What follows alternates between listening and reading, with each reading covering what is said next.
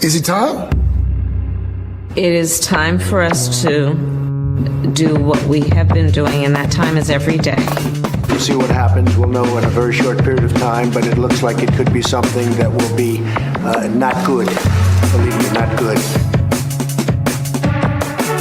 I am a dissident. Don't move. Move. I'm saying no while you hear Palantir, Palantir, Palantir, Palantir. It's not going to be stopped. Seriously, we need to release the F-scene list. Turns off. I am not a church boy. Turns off. They're full-on vampires. They hate our beef. They hate our beef. They hate our beef because our beef is beautiful and theirs is weak. Not good. Believe me, not good.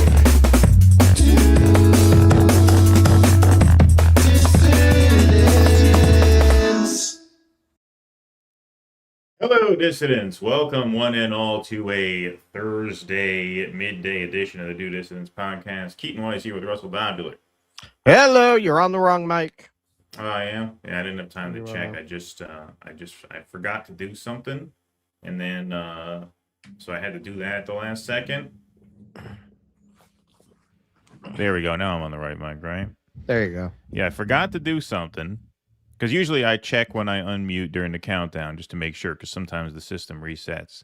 But I forgot to do something else. I forgot to check on the members-only stream, which we are up and running on the members-only stream, so that's good. So then I realized, oh, I forgot to do that. So then when we were about to turn on, I realized, oh, I forgot to do my hair. Because I usually do my hair at the last second, too. Like right before the show comes on, I go like this. I think people realize that. That's my prep. I do that. I make a point to like do this right before we come on, you know, as a professional does. And but I forgot to do that, like and this. I forgot to do the mic. Yeah, yeah, exactly. I do that right before we my come on. styling technique. Yeah, that's my prep. That's my exactly.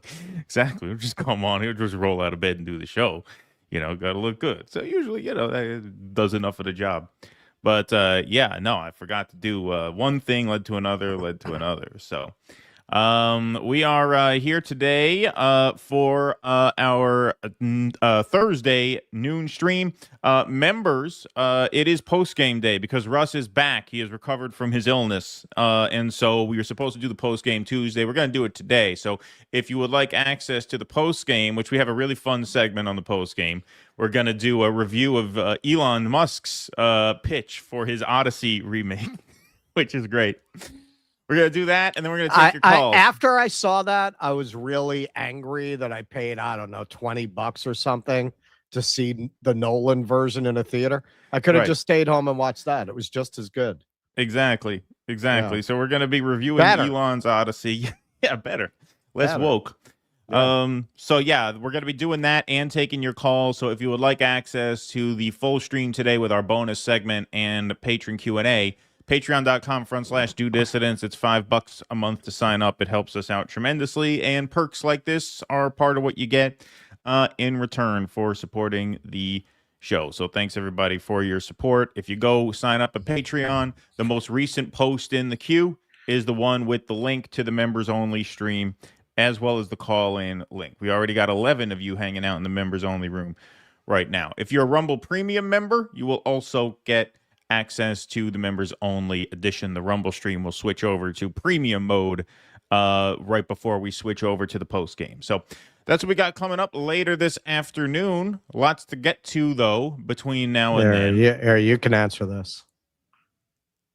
Does it look like Keaton has a bald patch? I don't know. I think my hair is just generally thinning. I don't have a patch. Like I don't have like a circle growing in the back. Yeah. I don't have one of the circles that grow, one of the Jew circles that grows and grows and grows until I don't have that. But it wouldn't surprise me if my hair is like thinning a little bit. Like my dad went bald. My dad was bald basically my whole life. So it would make sense that around this time, maybe my hair would start thinning, but I don't have like a patch that's expanding. But yeah, it is possible. Anything's possible, I suppose. I don't get to look back there very often. Haven't checked back there recently. But I don't think so. Like for me, I don't know, man. It started thinning out back there like 10 years ago, and then it just stopped.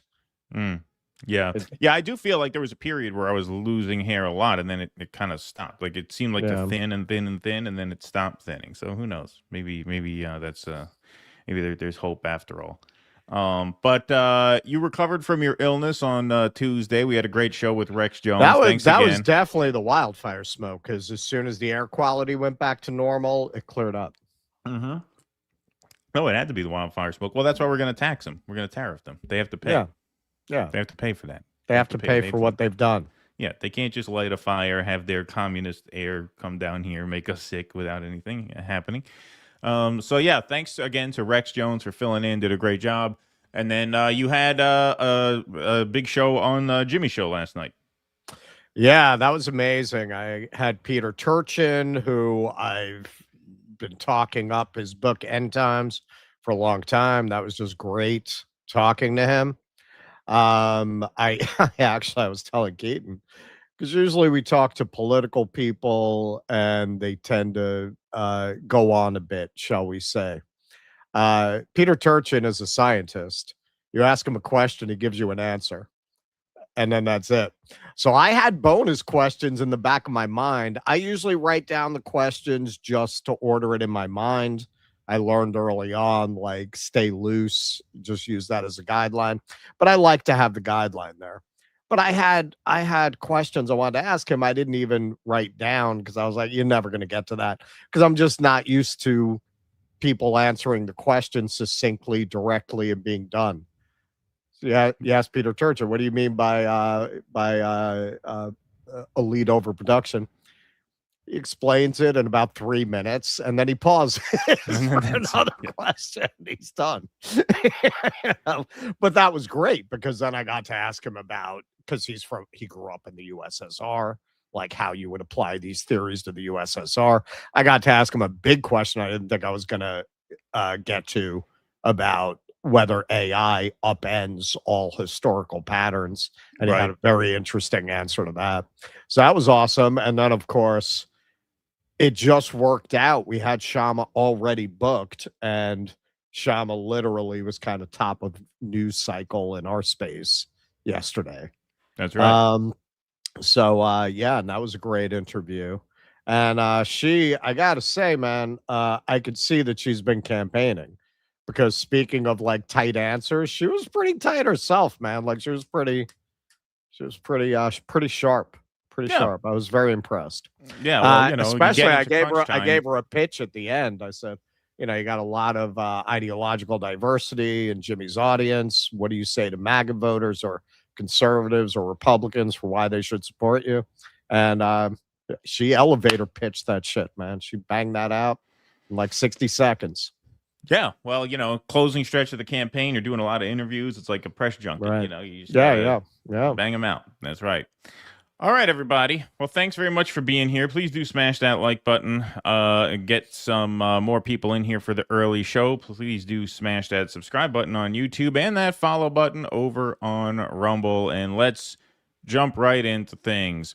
All right, Donald Trump was in Georgia yesterday on a weekday afternoon, and what a time it was. What a time it was. Now, we're going to skip the gay dance for copyright purposes, but after, a rousing rendition of the YMCA, which is how a totally, What dance are you talking about? What do you mean? Exactly. Because every salt of the earth hetero He-Man rally begins with a rendition of the YMCA. Of course, we know that. Listen, man, that shit is so on the nose that if you put it into a movie, they'd say, it's too much. That's too much. Like unless you did it as dark satire, right? Like if you tried to present that as realistic, that a gay coded right-wing conservative whose movement is very closeted gay coded would accept that you took this famously gay pop group from the 70s and used their gayest anthem as your anthem. I mean, come on.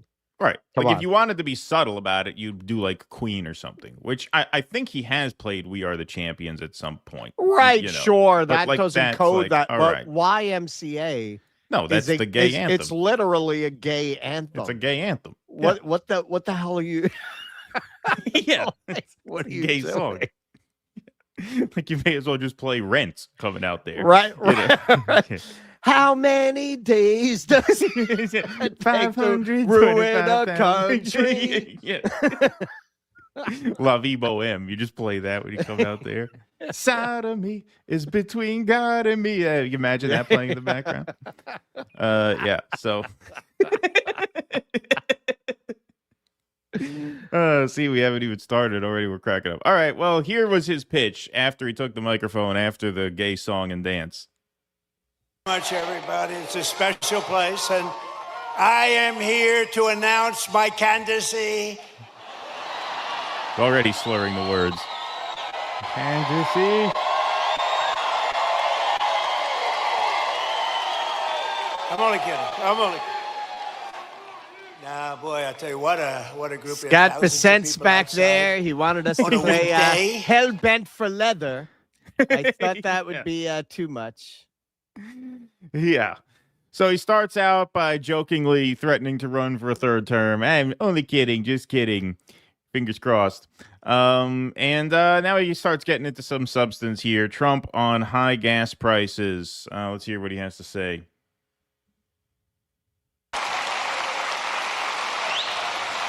So I just want you to remember that if you're paying a little bit more, a lot of it's come down now. We got it coming down very rapidly, actually. Look at the number just released.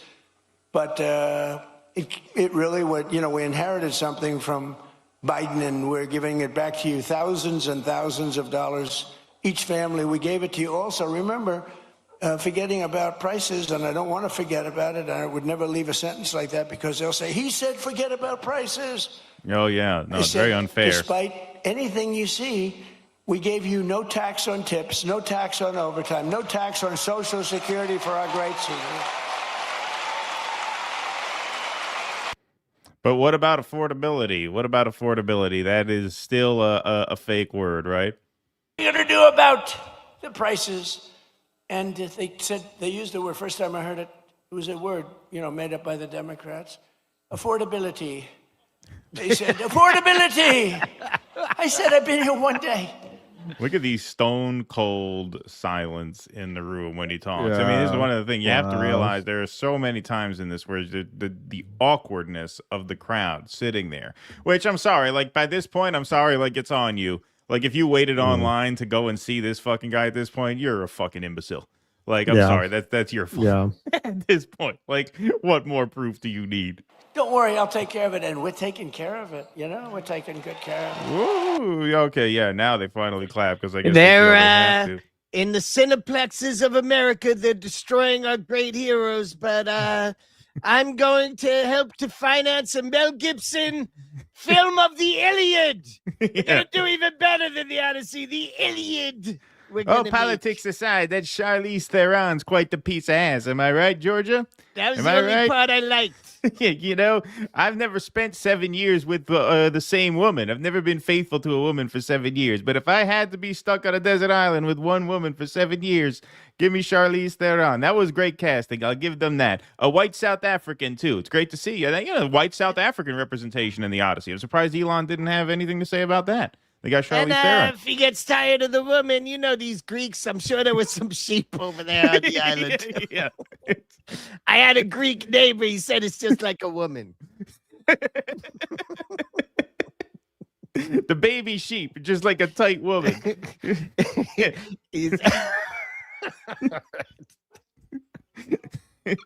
Mary had a little lamb. He said Mikey had a little lamb.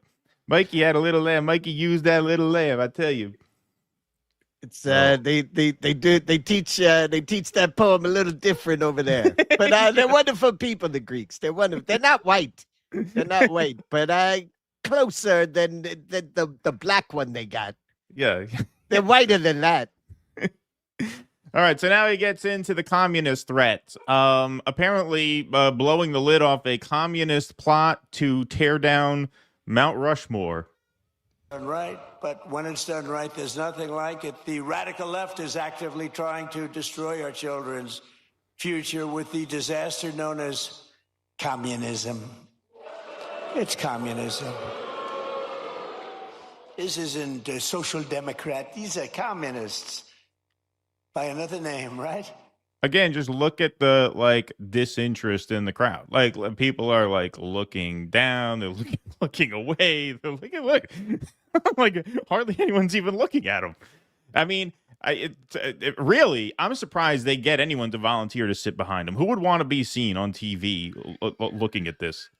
As I said in my recent address at Mount Rushmore recently, I don't know if anybody saw it, such a beautiful place. You know, the communists want to take it down. They try taking Mount Rushmore down. They want to blow it up. They want to take it down. They shouldn't be up there. That's if you saw the documentary film, they tried to take it down once, and a brave high school team called the Wolverines stopped them. Yeah. They want to take it down. They want to plant basil patches where Mount Rushmore used to be. They want to start growing their own communist basil. They want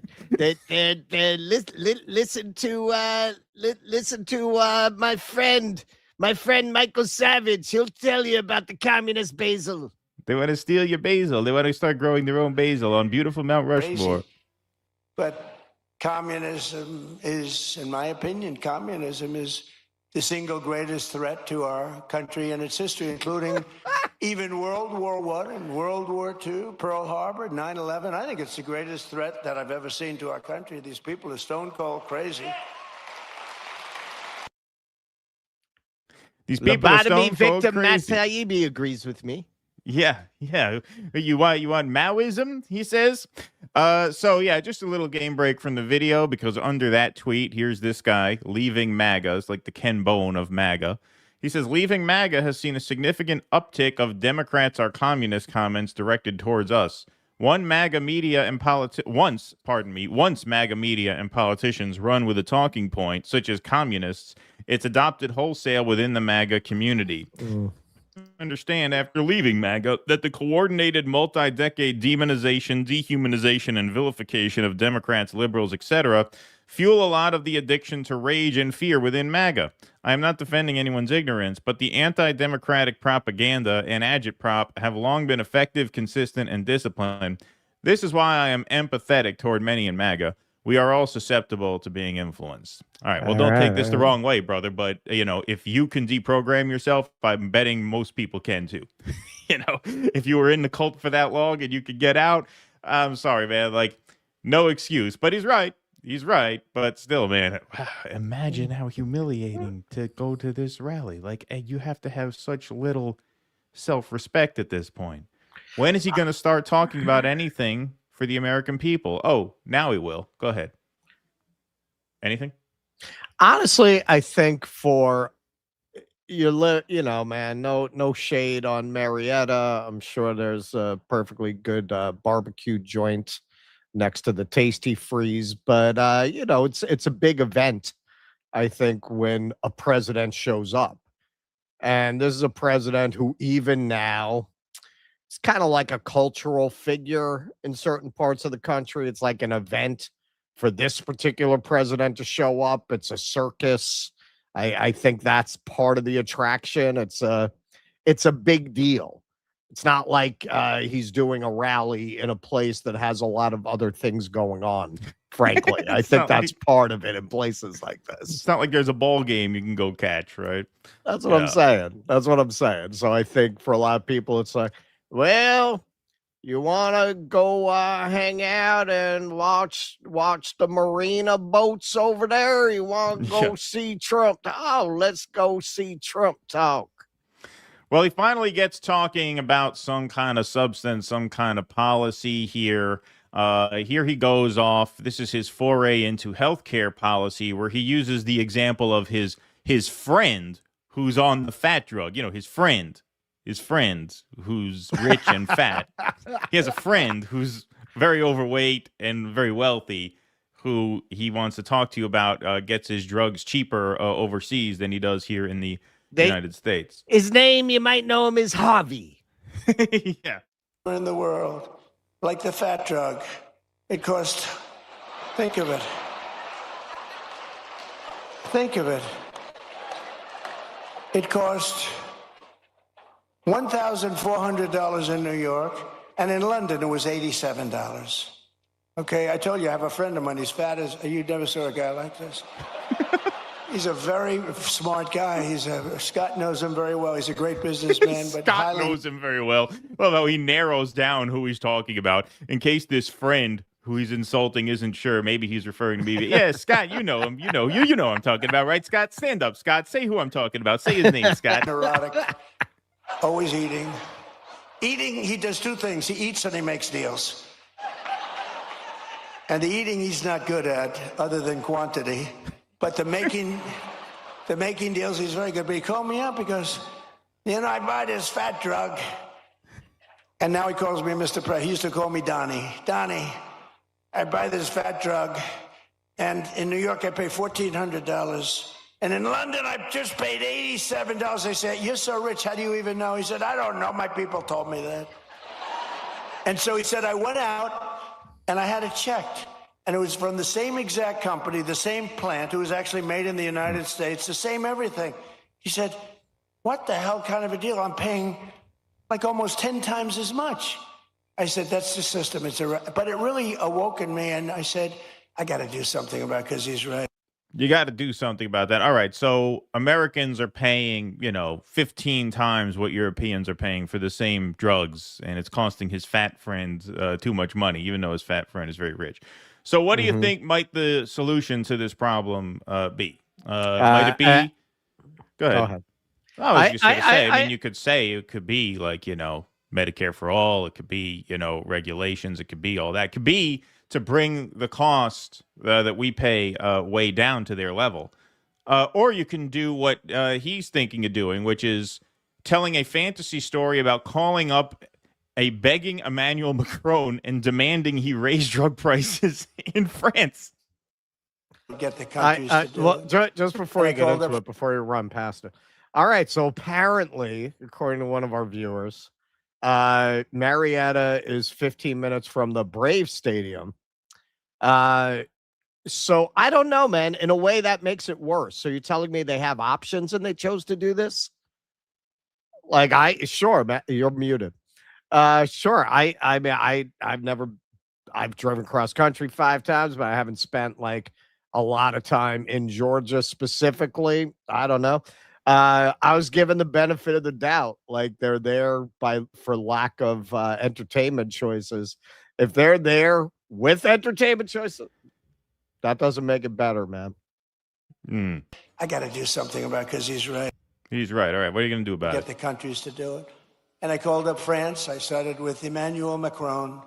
I said, Emmanuel, you must raise your drug price. Well, Donald, why would I do that? Because we're paying too high and you're paying too low. And we're going to meet somewhere in the middle. No, Donald, I will not do that. Yes, you will. No, I won't, Donald. I will not do that, Donald. I said, yes, you will. And then finally he said no. I said, here's what I'm going to do. I'm going to put a 200% tariff on every bottle of wine and champagne coming out of France. Yeah, make their sick people pay. And he said, Scott was there, and he said, Donald, it would be my honor to do that. And we got France, so we got all of them the same way. That's too complicated. But apparently, no such conversation ever happened. Of course it did. As Aaron Rupart said, he's fantasizing about a story. But yeah, I didn't hear about that. We hear about that. Trump threatens 200% tariffs on champagne unless France gouges their sick people to pay more because it's not fair that our fat people pay too much for the fat drug. I mean, that's the shtick, folks. And finally, he says, we're going to pass the great healthcare plan. And in true Eric Cartman fashion, we're going to call our great healthcare plan our great healthcare plan. That's the name of it. We'll pass the great healthcare plan. It's called our great healthcare plan. That's the name of it, to stop all payments to big insurance companies and give the money directly to the people so they can buy their own healthcare, which will be much better, and you will save a lot of money. You're not voting against our great healthcare plan, are you, Kyle? Are you, Kyle? I'm not sure your voters would be too happy with that, Kyle. You vote against our great healthcare plan. Yeah, no, that's our great healthcare plan. And once again, we've said this over and over again. He's talking about the health savings accounts, which cannot be used to pay insurance premiums. They can only be used to pay for actual treatment. Right. Yeah. Right. Out of pocket. Yeah. Which means the first time you go to use that, you're going to drain your health savings account 10 times over. You're going to go into debt. Oh, yeah. Right. Oh, yeah. Because let's say your health insurance doesn't cover a $50,000 surgery that you need. Well, what he's saying is that's when the money we give you in your health savings accounts that goes directly to you instead of to the insurance companies, you now get to use that to pay for your own health care, and that's going to save you money. Yeah, that's going to be wiped out like that. Everyone knows that. Everyone knows that except the fucking NPCs in the audience, apparently. Save money. I mean, he has such contempt for his supporters, but really, I mean, like I said, it's on you at this point. Like, you have such hatred for yourself if you go there and you listen to this and you take it seriously. A lot of people ask me, what's the secret of your political success? And I say, all the other ones, they gave the American people too much credit. Right. I understood that most of these people have a third grade education at best. So you tell them things like big beautiful bill. Think like you're talking to your Down syndrome niece. Yeah. What would they like? Big beautiful bill? Big beautiful bill, yeah. That's it. Don't get fancy. They're not smart enough to appreciate it. Don't Jew us on the big beautiful bill, Kyle. Tim Hannon says, yeah, Trump supporters are stupid as fuck. Yeah, that's true for most of them in this room, but not all of them. Not all of them. There was one person in the crowd who thought it would be a good idea to differentiate himself from everyone else. And who might that be? Well, check the guy in the suit and tie in the left side of the frame. He is doing an interpretive dance version of Trump's speech in real time. And more money is being invested in the United States right now than at any time in the history of our country. And Americans are working today more so than ever before. We have more jobs today than we've ever had, and it's not even close. More people are working now. Good for him for being seated there for a closer look. Here's a little zoom in on the hero history of our country, and Americans are working today more so than ever before. We have more jobs today than we've ever had.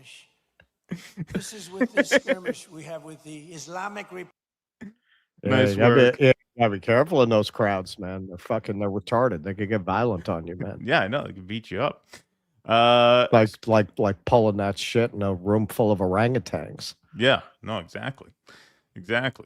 Well, here on a little more terrifying note, here's Trump spilling the beans on some of the plans for his beautiful ballroom, saying there's going to be a drone port on top of it and tremendous things underneath it. We're building a tremendous military facility at the White House. It's a ballroom, but it's also a big military facility. Yeah, it's a great. Drone port on top and tremendous things underneath. And tremendous things underneath. Working. They're going to have a drone port on top. Going to have gas chambers underneath. It's going to be fantastic. Going to do a lot of great things with it. I'm very excited about it. A lot of overtime. They work till 11 o'clock in the evening, almost every evening, 11:30.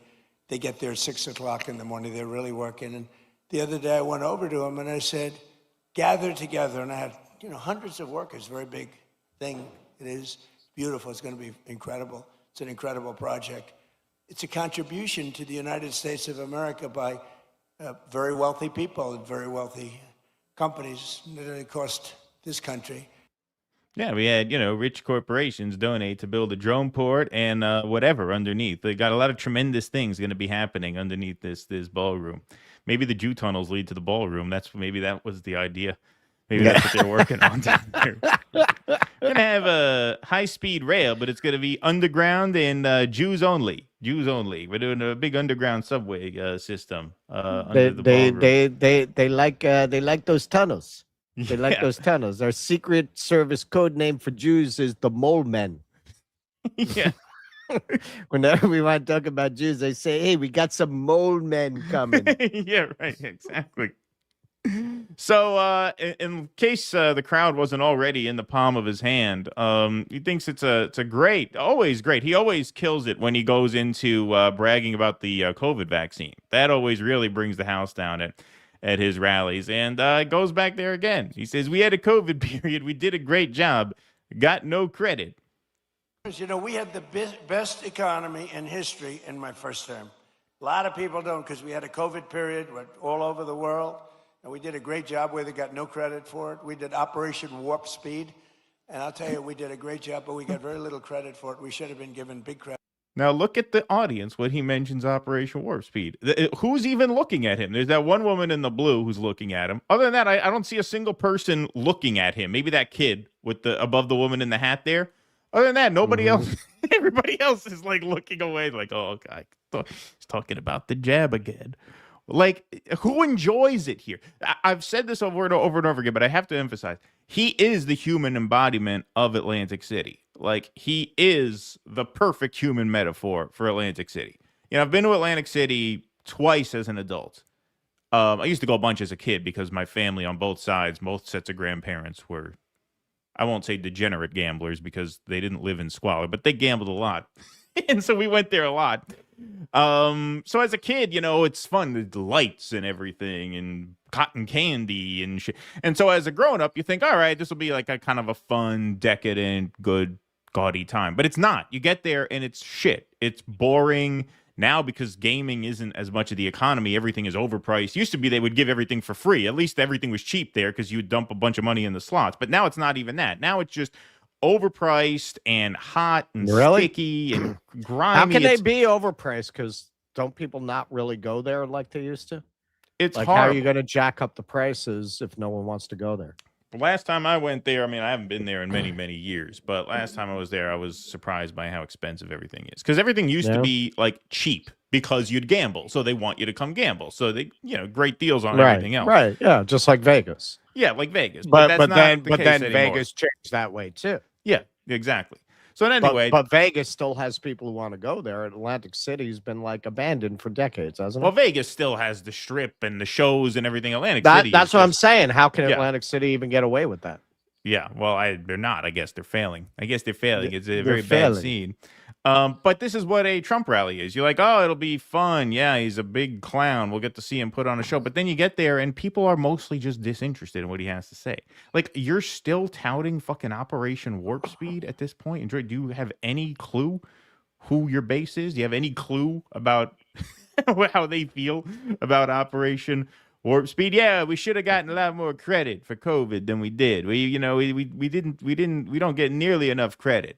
We locked everybody in their houses and led the world in deaths. So yes, it's the best of both worlds. You know, they say, give me liberty or give me death. You know what I say? I said, I took your liberty and gave you death anyway. and we don't get, and nobody gives us credit for that. You know, no one gives credit. You know, we locked everybody up and led the whole world in death. So I don't understand. Very underrated performance. You know, having been at a Trump rally at a time when people were much more excited about Trump than they are now. There are long periods where he just kind of rambles to the boredom of the crowd. He spent at the Bronx rally, he must have spent a half hour talking about the proper way to build an ice skating rink.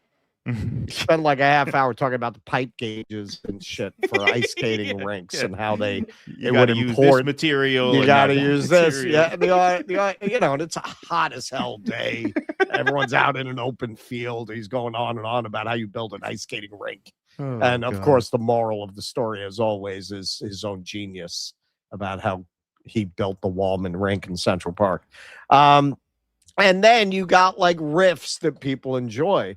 But I said, if you go back, you can find, we did like an hour special of the coverage on the Bronx rally. And I said, you know, does this movement have fascist overtones? Yeah. Like, having been in that crowd. Yeah. It was fascism. Like, it was clear. It was very obvious. The USA. Like, throw them out. throw them out. Yeah. There was a lot of shit. No, I'm serious. There was a No, lot I know. of that I kind believe of you. shit. Like, come on, man. Like, what do you think that is other than a fascist impulse? It's a mob. Yeah. Yeah. Right. Of course. That's what it felt like. All right. But we got credit for everything else. And we had the best economy, but this economy is ready to blow everything away, ever, of any country. There's never been anything like what's happening in the United States of America right now. Again, where's the reaction for? Where's the affirmation for? They're staring at him like he's insane. They waited online to see this guy. Like these are his supporters, and they look at him like he's crazy. very enthusiastic applause there. Oh, I mean, it is just wow. But anyway, down to business. He's in Georgia. He's there to plug the Senate candidate running against John Ossoff. And so his nickname for John Ossoff, which he also botches, is Pinky Herman. Pinky Herman, he calls him. He means Pee Wee Herman, but he calls him Pinky Herman. And yet, your terrible Senator John Ossoff, he's terrible. And the Democrats in Congress are voting with the communists every single time. They're afraid of the communists. You look at it. Now, I fought Ossoff before, as you know, and we won. We had a great success against this guy. He's referring to Ossoff ran in a 2017 special election, which he lost. But then, of course, he became senator. Yeah. Reminds me of Pinky Herman. Did you ever see Pinky Herman? John Ossoff and the congressional Democrats voted. Yeah, so there's Pinky Herman, and then he brings his opponent on the stage who delivers this banger here. We're going to reduce affordability to the lowest it's ever been. And I'm going to make sure that Georgia is the best place to do business and reduce affordability to the lowest it's ever been. We're going to reduce affordability to the lowest it's ever been. Winner on your hands there. Wow. Winner. Wow. That's where the polling Ossoff stands. sweating that race. Yeah, he's really sweating that. This is where the polling stands right now. Ossoff up about 6 in the average. But hey, let's see. Warnock is up, right? As well. I don't think Warnock's running this year. No, that's what I'm saying. That's what I'm asking. He's not up for re-election. Right, he's not up. No, it's just the one. Just the one. So yeah, Ossoff looking pretty good there. I don't think he's shaking in his boots given the charisma of that guy, Collins. But hey, it was a rocky speech, a lot of rambling, a lot of points didn't land very well, a lot of nonsense. But the most important thing is, of course, you stick the landing. So, when you close out a political speech, you generally close it out with a message like this. Ladies and gentlemen, leaders and fighters for freedom and liberty and the American dream, the best is yet to come. Remember that? That was at the that was at the COVID convention. That was at the COVID convention. But you're supposed to end the speech with "the best is yet to come." Our best days are ahead of us. That is how you end a speech. That is a tried and tested rule of politics. Well, Donald Trump kind of botches that a little bit too. He says, "We are in the golden age. This is the greatest we'll ever be." So, ladies and gentlemen of Georgia, the golden age of America is upon us. We are in the golden age. This is the greatest we'll ever be.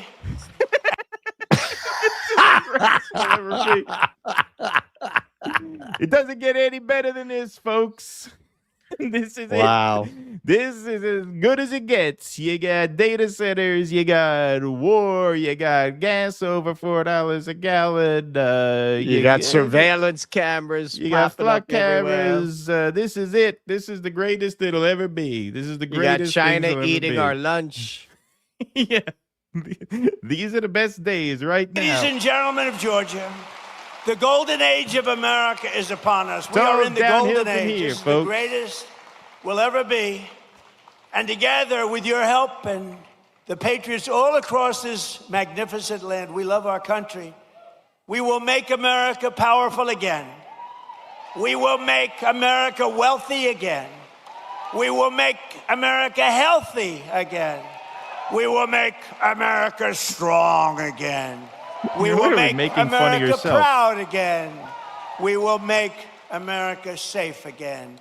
And we will make America great again. Thank you very much. Thank you, Georgia. Thank you. You know, I hope this doesn't hit too close to home in my family, but he kind of reminds me of my aunt, who sometimes, like when she's talking, she'll go into this voice where she's doing a parody of herself, like she's consciously mocking herself. Yeah, And he right. does that too. Yeah. We will make America strong again. Like he slips into this thing where he's doing a satire of himself. Like he's making himself sound stupid on purpose. But that was the rally. I mean, you know, what do you even say at this point? I mean, we've covered some Trump rallies in the past. They just get increasingly unhinged and off the rails. And you know, as funny as it is, you know, it's all fun and games until, you know, a war with Iran starts. And then you have to look at a guy like this and understand this is the most powerful person on earth right now. Actually, I'm sorry about that. He's the second most powerful person on earth right now. Of course, Benjamin Netanyahu is the most powerful person on earth right now, but they're one and the same. We don't know where Trump's ideas end and Bibi's begin. So you could say he shares an identity, so to speak, with the most powerful person in the world. But yeah, man, you look at that and you see how fucking washed this country is, and again, it is just extraordinary that people fucking volunteer to go and watch this, that people want to be seen on camera sitting there as this guy goes off like this. Like, I'm surprised he gets volunteers to sit in back of him. Like, who would want to be on camera looking at this? It's beyond embarrassing at this point. Yeah. Look, I mean, it's hard not to make fun of these people, especially because there is so much cruelty that this administration is responsible for. It's easy to give yourself permission because what are you supporting, man? What are you supporting? You support it. You're supporting VA nurses getting shot in the street. Like, is that what you're supporting? At the same time, this is just an ugly truth of humanity and society. Most people are sheep, and most of the great debates of any age are lions battling over who's going to lead the sheep. Right. So these sheep went to this lion, right? And they're just going to stay there unless you can really break through to them. But it is a dwindling number. Like, that's the bright side. He's got incredibly low approval numbers. It's not like most Americans like this. Some of them do. And look, I mean, yeah, we were joking around a little bit about Marietta, but in all seriousness, I think a lot of people who are going to go to a Trump rally are going to go because it's like an event. Well, that's just not to cut you off, but it didn't even seem like they liked it. Like, that's the thing. The more you watch these rallies, the more you look at the audience, they're just staring at him. Is like, what I'm saying. Like how much of it is just, well, it's happening in my town and it's close and it's free. It's free. So why not? I'm gonna go see Donald Trump talk. Like, it's an experience, right? Yeah. You know, but their plan here, you know, Susie Wiles, chief of staff, their plan is to send him on tour for these midterms. They're actually having a midterm convention, the Republican Party, which is unprecedented. Yeah. Which is, you know, I mean, I guess your play at this point is to double down on this because, you know, a lot of times, what else are you going to do? like hiding from the base doesn't work. Like, we saw that twice where the Democrats just basically, in both of Obama's midterms, they basically tried to disown him. Remember, there was that one woman in Kentucky, wouldn't even say if she voted for him or not. And they got crushed anyway. So I guess if you have a base that is small in numbers, but big in enthusiasm, which apparently still exists, I guess the play is to just get as many of them to turn out as you can and stop as many women and black people from voting as you can and hope that you can crunch the numbers, because that seems to be that's the strategy. Well, that's the Karl Rove approach to politics. Right. Yep. Like, Karl Rove and Fox News, not coincidentally, rose together, and they had very much the same view. reaching out to everybody in the case of Fox is not as profitable as very, very specifically ginning up a very passionate audience that will always come back specifically to your product because you're the only one offering that pure heroin that they really want. That's better than trying to appeal to a lot of people, because if you're trying to appeal to a lot of people, they can go to you, they can go to them, they can go to them, they can go to them. But if you offer this very specific fear and hate and rage-based product that only you have, you're golden. That audience is always going to come to you for that. And it was the same thing with Bush. That was Rove's logic. Right. Like, instead of trying to appeal to a broad voting base, very passionately appeal to a smaller base that's going to show up reliably to elections. This is that with a very damaged brand.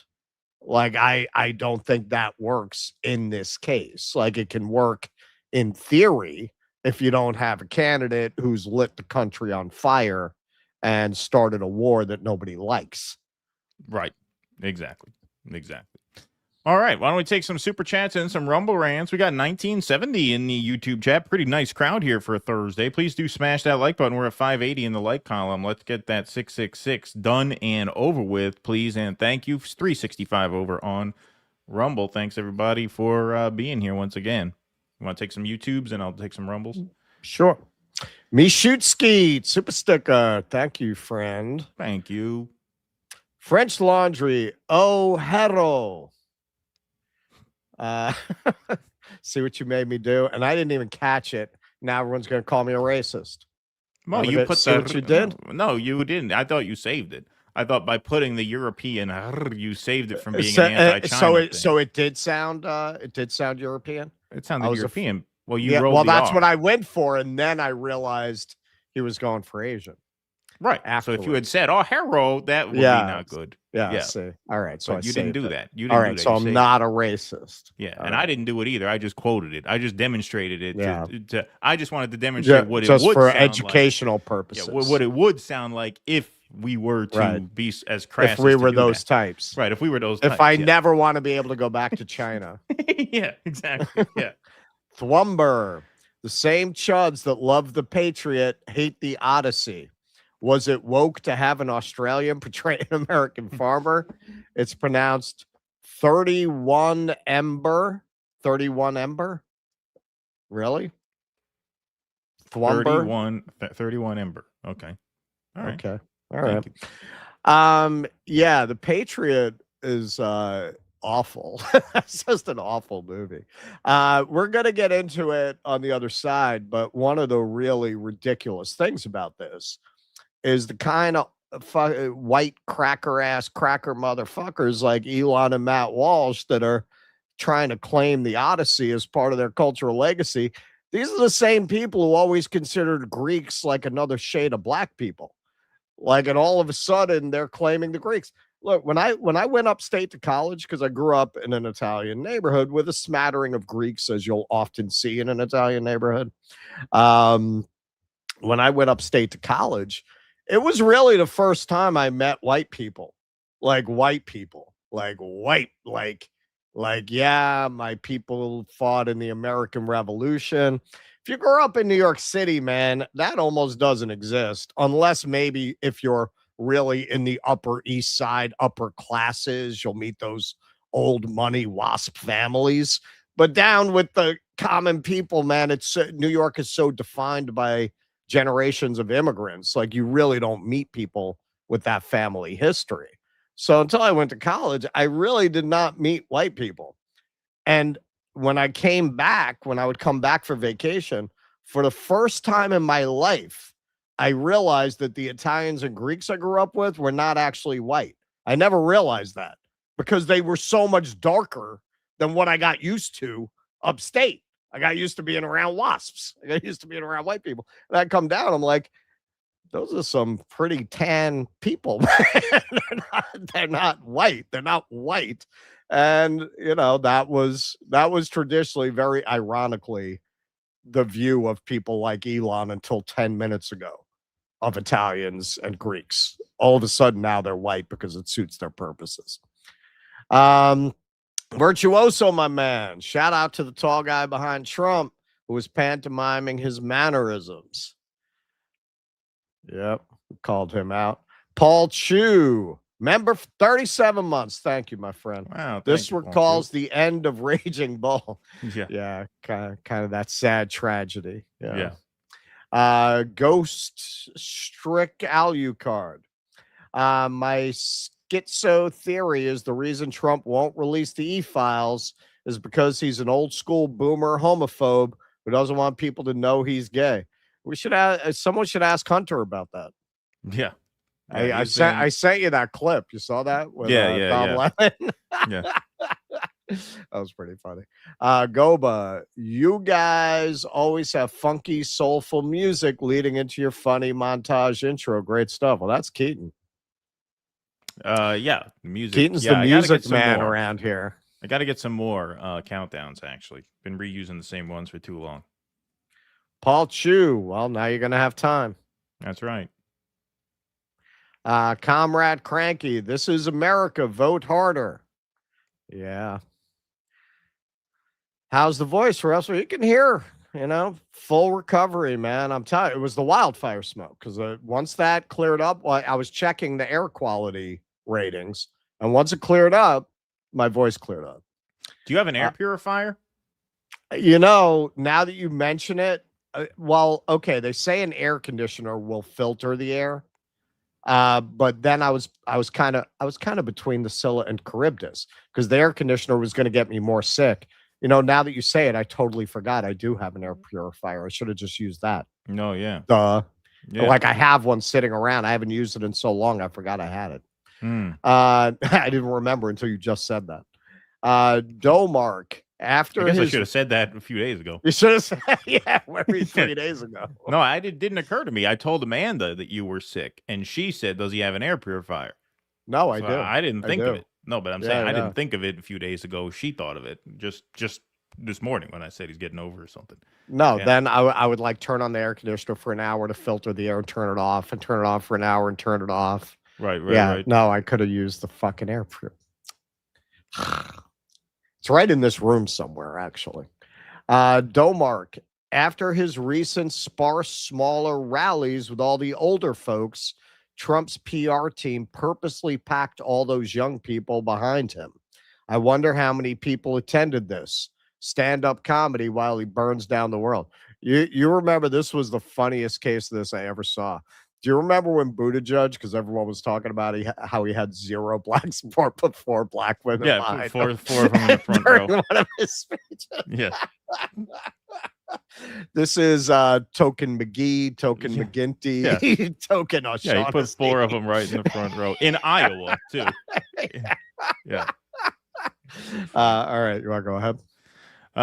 Yep. Abiding. We are all on fast track to nuclear winter. Thank you for your attention to this matter. Thank you, Abiding.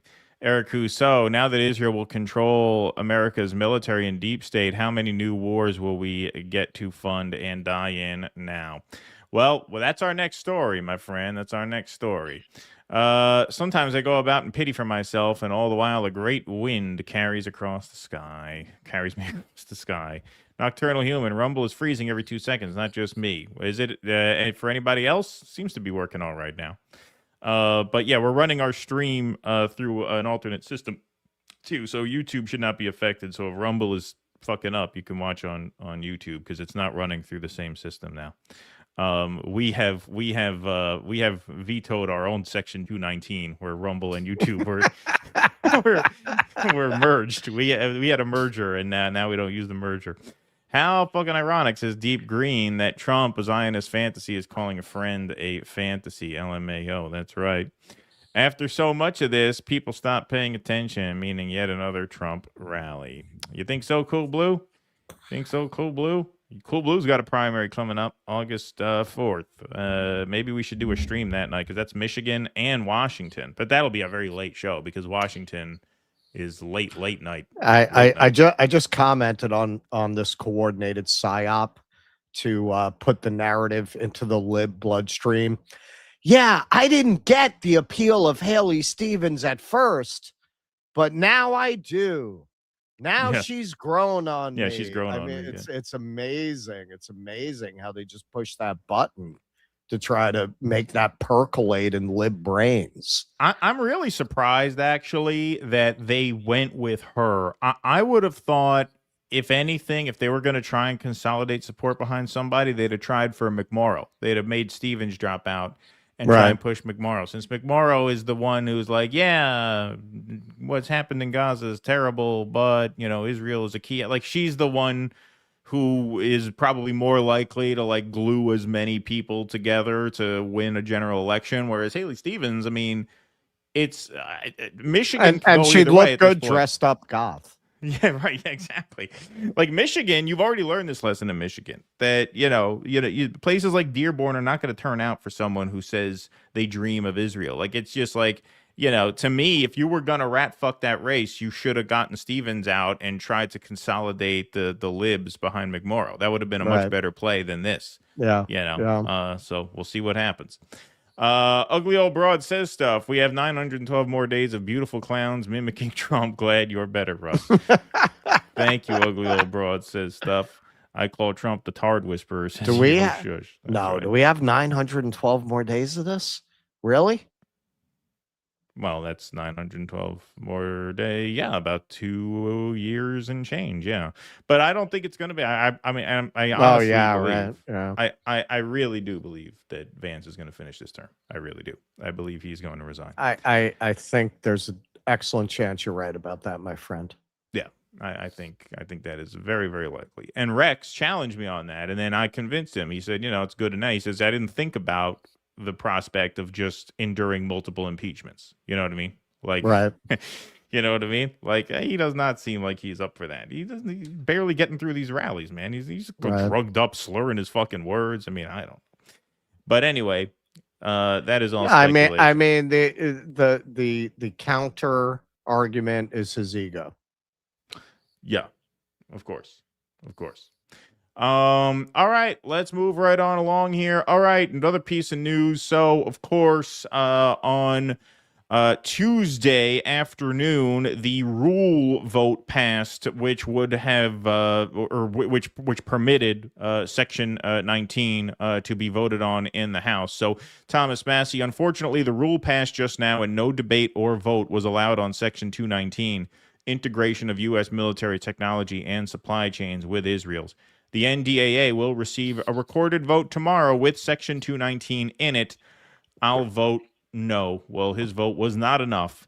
House passes $1.15 trillion defense bill, tees up billions more for Iran war. Now, the Washington Post, I did a word search here. They did not mention Israel or 219 in this article. This has been something that has been talked about a lot online. It's been viral and trending on Twitter several times over the past couple of months. But mainstream press does not give this much attention. But this is a little bit of a complicated story, so I think it's useful to read a little bit of this anyway. The House on Wednesday passed its $1.15 trillion defense policy bill and advanced a measure to help cover the rising costs of the Iran war, with Republicans steamrolling Democrats who argued that Congress is failing to restrain the Trump administration's expansive use of military force. The results represent a collapse of what is normally a large bipartisan coalition that advances the annual national security legislation, one of the last reliable areas of consensus in Congress. The defense policy bill passed 216 to 212. 6 Democrats supported the measure and 7 Republicans opposed it. The budget resolution would help appropriate $73 billion in additional funding for the Pentagon and intelligence agencies, largely to cover the cost of the Iran war. It advanced by a vote of 216 to 214, with no Democrats in favor. Both measures face a difficult path to becoming law, however. Congress has never failed to pass the National Defense Authorization Act, but the Senate's version of the defense policy bill has stalled as Democrats argue it does nothing to rein in the administration's foray in Iran. Without a deal that can clear the chamber's 60-vote threshold, Republican leadership may skip a separate vote in the Senate and begin negotiating a final version of the NDAA passage for later in the fall. The differences between the House and Senate versions of the bill must be resolved before the legislation can advance to the White House.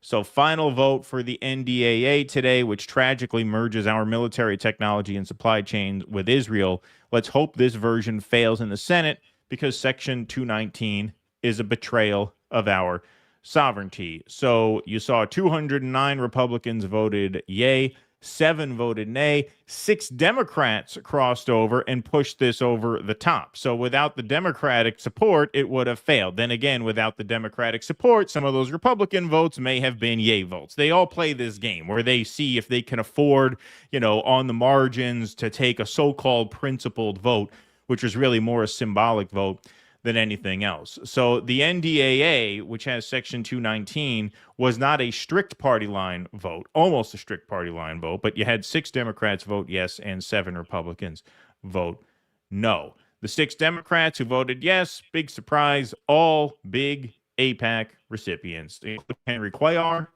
with the research as always, who was indicted 24 and then pardoned Donald Trump. So he voted yes. And of course, Representative Golden, Maine, very right-wing Zionist Democrat, not running for re-election, so he can show his true colors without worrying about getting voted out, because he's calling it quits. But Marjorie Taylor Greene did a longer video about this vote yesterday. She put out a shorter, more succinct version of it this morning, just clarifying the difference between a safe no vote and a courageous no vote. The American people deserve to know the difference. So she...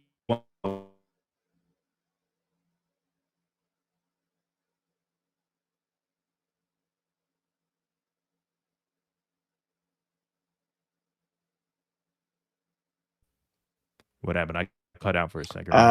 See, I didn't say anything because I thought it was my connection. Follow up on a video. No, it was mine. My Wi-Fi just must have blipped and came back. But we're back here, right? We're good. We're good. Everybody's good. Yeah, you're back. You're a little blurry, but all right. Yeah, must have just been a hiccup. All right, here we go. Hey guys, I just want to follow up on a video that I put out explaining the NDAA vote that happened yesterday, explaining the 2 votes. Every time a bill passes the House floor, it has to cross 2 hurdles. The first vote is called the rule vote. The second vote is final passage vote. Now, that's super confusing and it's really stupid, but that's the way they do it. We had 7 total Republicans vote no on final passage to the NDAA because of Section 219 and other issues that they didn't like within the bill. We are thankful to them for voting no. However, that was a safe no vote, and let me explain that. There's 2 ways to vote no. There's the safe no vote, which is voting no on a bill when you know it's going to pass, so you don't have to make anybody mad, and you can still vote no because it's going to pass even without your vote. Then there's the courageous no vote, and that is voting no on the rule, the first vote for that bill to cross to final passage. When you vote no on the rule vote, you're voting no against everyone. You're voting no against leadership. You're voting no against the White House. You are taking a hard stand and saying, I am 100% against this bill. I do not want it to pass. There was only one Republican that took the courageous no vote on the rule vote. That was Thomas Massie. He voted no. The other Republicans only voted no on the second vote, the final passage vote, when they knew that the bill was going to pass, okay? So there's a difference, and that's what you need to understand. There's the 2 votes. One is the rule vote, the second vote is final passage, and the most courageous vote any member of Congress can take is voting no on the rule. Here's the difference. The rule vote passed 213 to 212. 213 to 212. If those 6 other Republicans had voted no with Thomas Massie on the rule vote, the rule would have failed and the NDAA could not have moved forward to the second final passage vote. However, they voted yes on the rule, allowing it to move forward, and Thomas was the only one that voted no. Right. So they have a simple majority, which you don't know how the 6 Democrats were going to vote because obviously they don't have the majority. So the Republicans, if they voted in a block, could have stopped this, and they did not. But when it came to final passage, 6 decided to vote no then because it was safe. You want to know why? Because there were 6 Democrats that were voting yes. And there you go. That's what you need to know. If you want to put your members of Congress into action, call them and start telling them to vote no on the rule. Don't let them make videos and wash their hands and say, I did everything I could. No, if they really want to stop something, vote no on the rule. Yeah, so we're used to analyzing these kinds of games on the Democratic side, but what she's saying there is the same thing happened on the GOP side. In other words, you had 6 of them vote no, but they all voted yes on the rule except Thomas Massie. So everybody except Thomas Massie voted to advance the bill, and then when the bill came to the floor for the final passage, 6 said, well, no, I'm not for this anymore. Why? Because they had Democrats, or 7, including Massie, they had those Democrats who crossed over and voted yes. So same game, same game, all for show. People look like they're taking principled stands when they're really just counting votes in the room and seeing what they can afford to do. The most courageous time to vote against something that you think is as threatening as this NDAA is, especially with Section 219 in there, is to vote no on the rule, vote no on the whole package, so that it never comes up to a vote in the first place. By the time that gets through, the beans are already counted, and it's all theater at that point, is what she's saying, and I think she's right. But here's Ron Paul on the NDAA. They don't make them like this anymore. Big vote because it's new, it's different, it's negative, it goes against our sovereignty. We can think up a lot of reasons why we shouldn't even be thinking about this, and it sort of destroys the whole notion of individual national sovereignty. So that's going to be a vote. A lot of people will be watching that vote today. Yep. And here's Tucker Carlson wishing that, we had people who cared as much about our country and our government as the Israelis in government care about theirs. A single American leader this honest, hopefully not this evil, but leaving moral judgments aside, this honest, this direct. When was the last time an American leader said anything that straightforward in public ever? It never happens. And this laser focused on his own country's interest. Now, that's a criminal country that's committing genocide. You don't want to be that country, obviously. But you would like leaders who are willing to say unapologetically, I'm in this for my team. Meanwhile, the entire House of Representatives, every Republican but 7 today, minutes ago, just voted to merge the U.S. military, the $1.5 trillion a year U.S. military, with the tiny reserve force, IDF. Does that help us? No, of course it helps them. Merge American intelligence, the 19 intel agencies, with Mossad. What? Of course. Basically a humiliation ritual. Whatever you want, Israel. If it hurts us, that's fine. Actually, it feels good to sacrifice for you. It's like everyone in the entire government is Mike Huckabee now. Craven, self-hating. Yeah, it's about all you could say. They don't make him like Rand Paul anymore. Now Mike Huckabee is the mold. So this goes to the Senate. Obviously, it remains to be seen whether this will clear. It has to clear 60 votes, as I understand it. Ron Paul. Ron Paul, that's what I said. Sorry, did I say Rand Paul?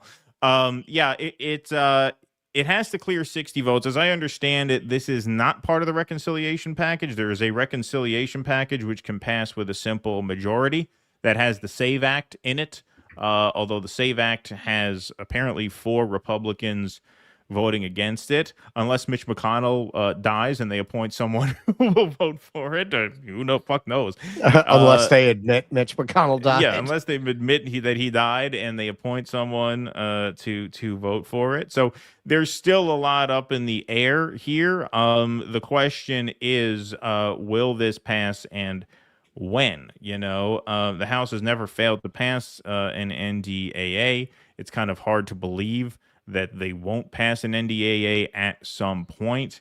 I think a lot of it depends on the political toxicity of this. They're talking about putting together a final version of it in the fall after the recess. Do they want to do that before the midterms or after the midterms? Depends on how toxic this is for the midterms. As we showed you with the Washington Post, mainstream media is not paying attention to this NDAA Section 219. This is an online thing. Like, you can hardly find any reporting on this. It's amazing. Like, like mainstream media does not act like this is a big deal at all, which I saw a friend of ours, Janine Eunice, tweet out, hey, I'm the only one who's not really freaked out about this because basically we're Israel's bitch anyway. Which I think that is true. And I said this to Rex. I think that's true from a military standpoint. It's not so much the military aspect that's concerning, because we fight Israel's wars for them anyway. It doesn't really matter. Right, it's the surveillance. It's the intelligence gathering. Yes. That's the scary part of it. And no one seems to think that's a pretty big deal, at least not in the Washington Post. They wrote that whole article on this. No mention of that whatsoever. That's amazing. Yeah. Yeah. When you do this for a living, where you're constantly searching news stories and news articles, you can really tell the shit that from the top they are told not to report on. And in fact, I was looking at doing a story. I wound up not doing it because, as I suspected, it wasn't fresh. It was just a special report. I saw a video about how there had been a study done that screen exposure deteriorates white matter in the brain in children. And so I looked it up to see if this had just dropped. And no, the study was in February. But what was most interesting, hardly anybody reported it.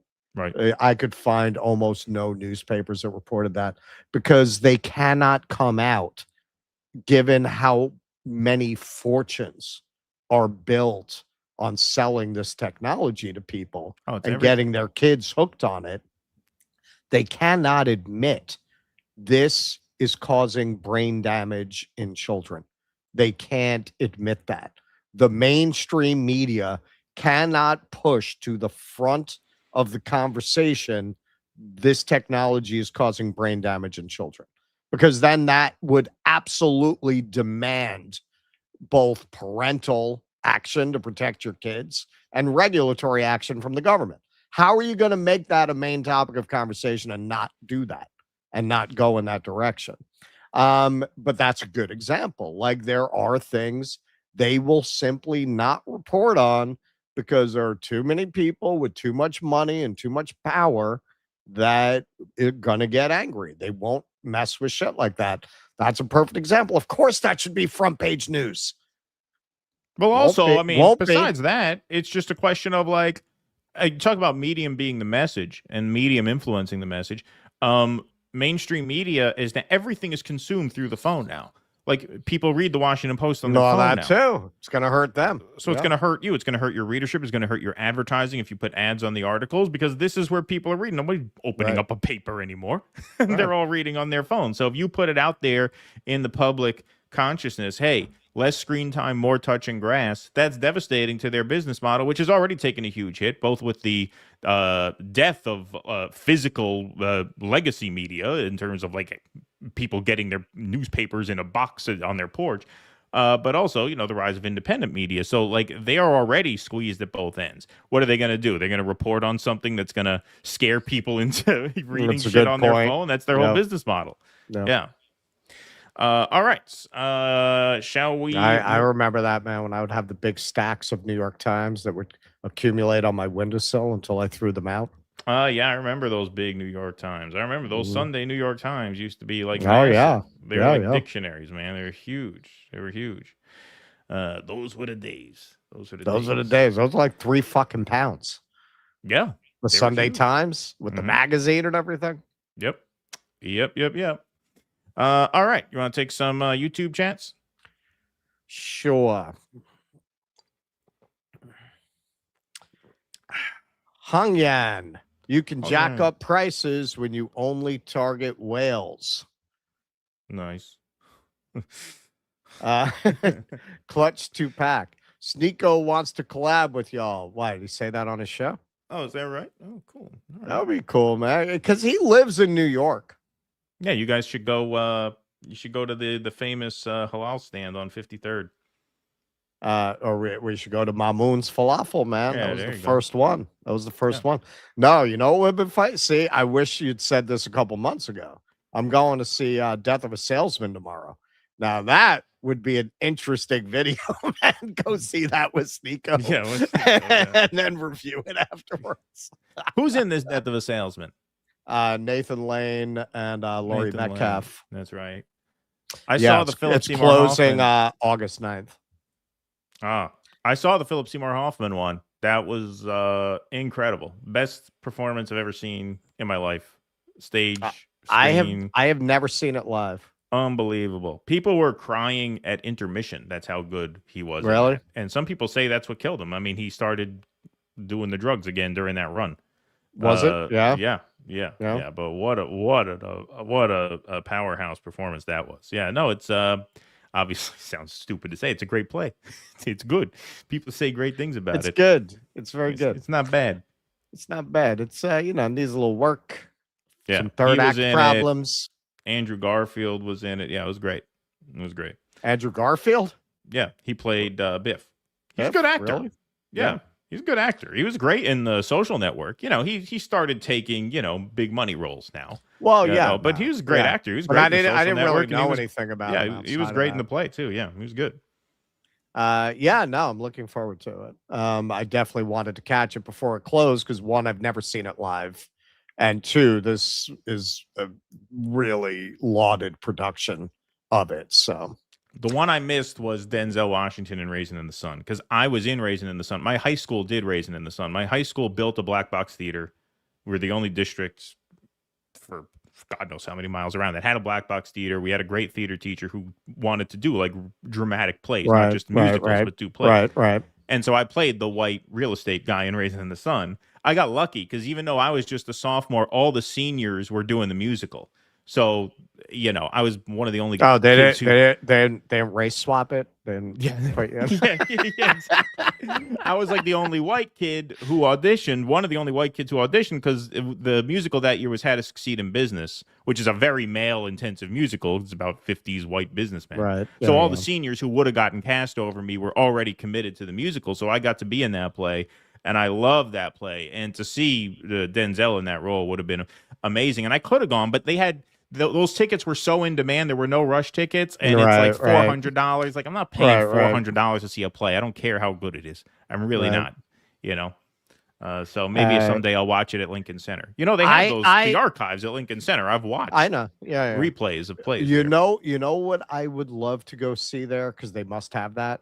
The Robin Williams, Steve Martin, Waiting for Godot. They must have that in their archives. There were some that I really want to see there. I would have loved to have seen the Sam Rockwell American Buffalo. That was just a few years ago. Well, they're doing Sam Rockwell's doing A View from the Bridge. Right now with Alfred Molina at La Mama.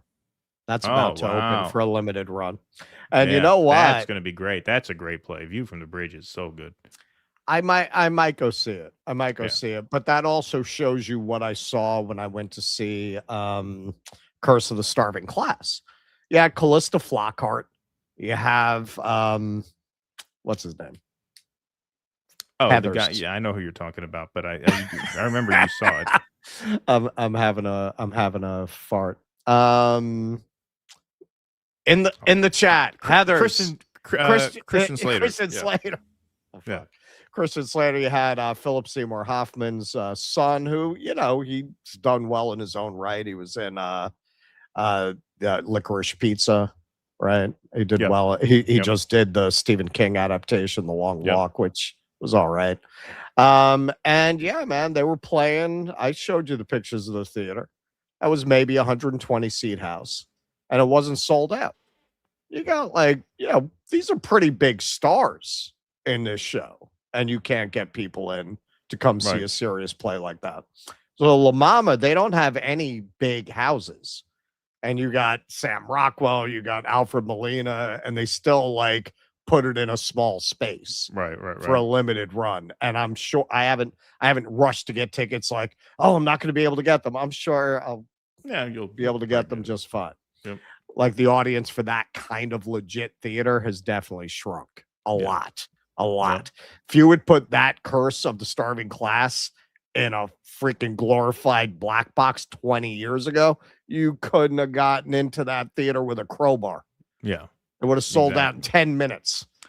Well, it's not playing Marietta, that's for sure. Yeah. That's it. When we start touring with a live show, we can never play Marietta now. Can't play Marietta. Yeah. You remember what you guys said about that Trump rally? Syphilita Croyles, Lear, Dear, Hoary Fear. I like that. It's going to be the name of my next book. Krasnaya Armada. Elon is like a 2010 supremacist forum poster with the Greek stuff. The South African genocide meeting was like an old supremacist shit post.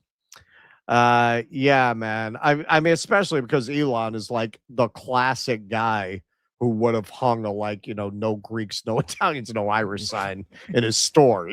Well, I didn't even think of that. They have Charlie. They got a white South African. They did in the movie. They did. That's not enough. That's not enough. Come on. Look, the only complaint in this direction that I will entertain and say has some merit is, well, why you couldn't have cast a Greek, like a Greek. Right. I think that's valid. It's almost like they went out of their way not to use Greeks. So, okay, that's it. But the general critique, I reject. Hatch Records Berlin. The new InfoWars is hilarious. F. Alex Jones. I wonder about this when we have Rex on, because we've got his dad in the opening. The opening He knows. I wonder what he thinks. He's watched the show for years. Oh, no, we've done so many segments about his dad. Yeah, Like, what's his handle? We didn't know who he was. It was Conor McGregor was never my friend. That was yeah. He was on all the time. Yeah. Hey, So yeah. No, I mean, look, he's his own man. And hey, look, I said this. Look, I've said this about Alex Jones. I used to watch Alex Jones a lot back in the day. And, one thing I'll say, you can tell a lot about a guy from how his kids turn out. His kids turned out all right. That says something for Alex Jones, His kid turned out based, right? So he couldn't have fucked up too bad. To borrow from Vienticus Prime, everything's a scam, everything's a lie, so I reduce affordability. Good one. Vienticus, but the Greeks were big on gay. That's why wait a minute. It's Professor Brown note. What's up with you today? It's not Vienticus. Oh, did I say? Oh, but Vienticus is the next one down.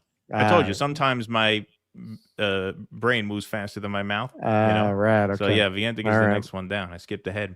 But the Greeks were big on gay. That's why MAGA feels so strongly about this. I mean, that's another funny thing. Yeah. I mean, that they all of a sudden want to embrace Greek culture. Yeah. Yeah, no. I mean, come on. How much? I mean, I had seen enough years ago. I said, I forget what the big thing was. I mean, honestly, it was it was guys like Benny Johnson and Jack Posobiec. They just, I'm sorry, like, they code gay to me. They seem gay to me. I mean, that's my opinion. I'm entitled to my opinion, and they seem gay to me. Vienticus Prime, everything's a scam, everything's a lie, everything's hypocrisy, and so you don't comply.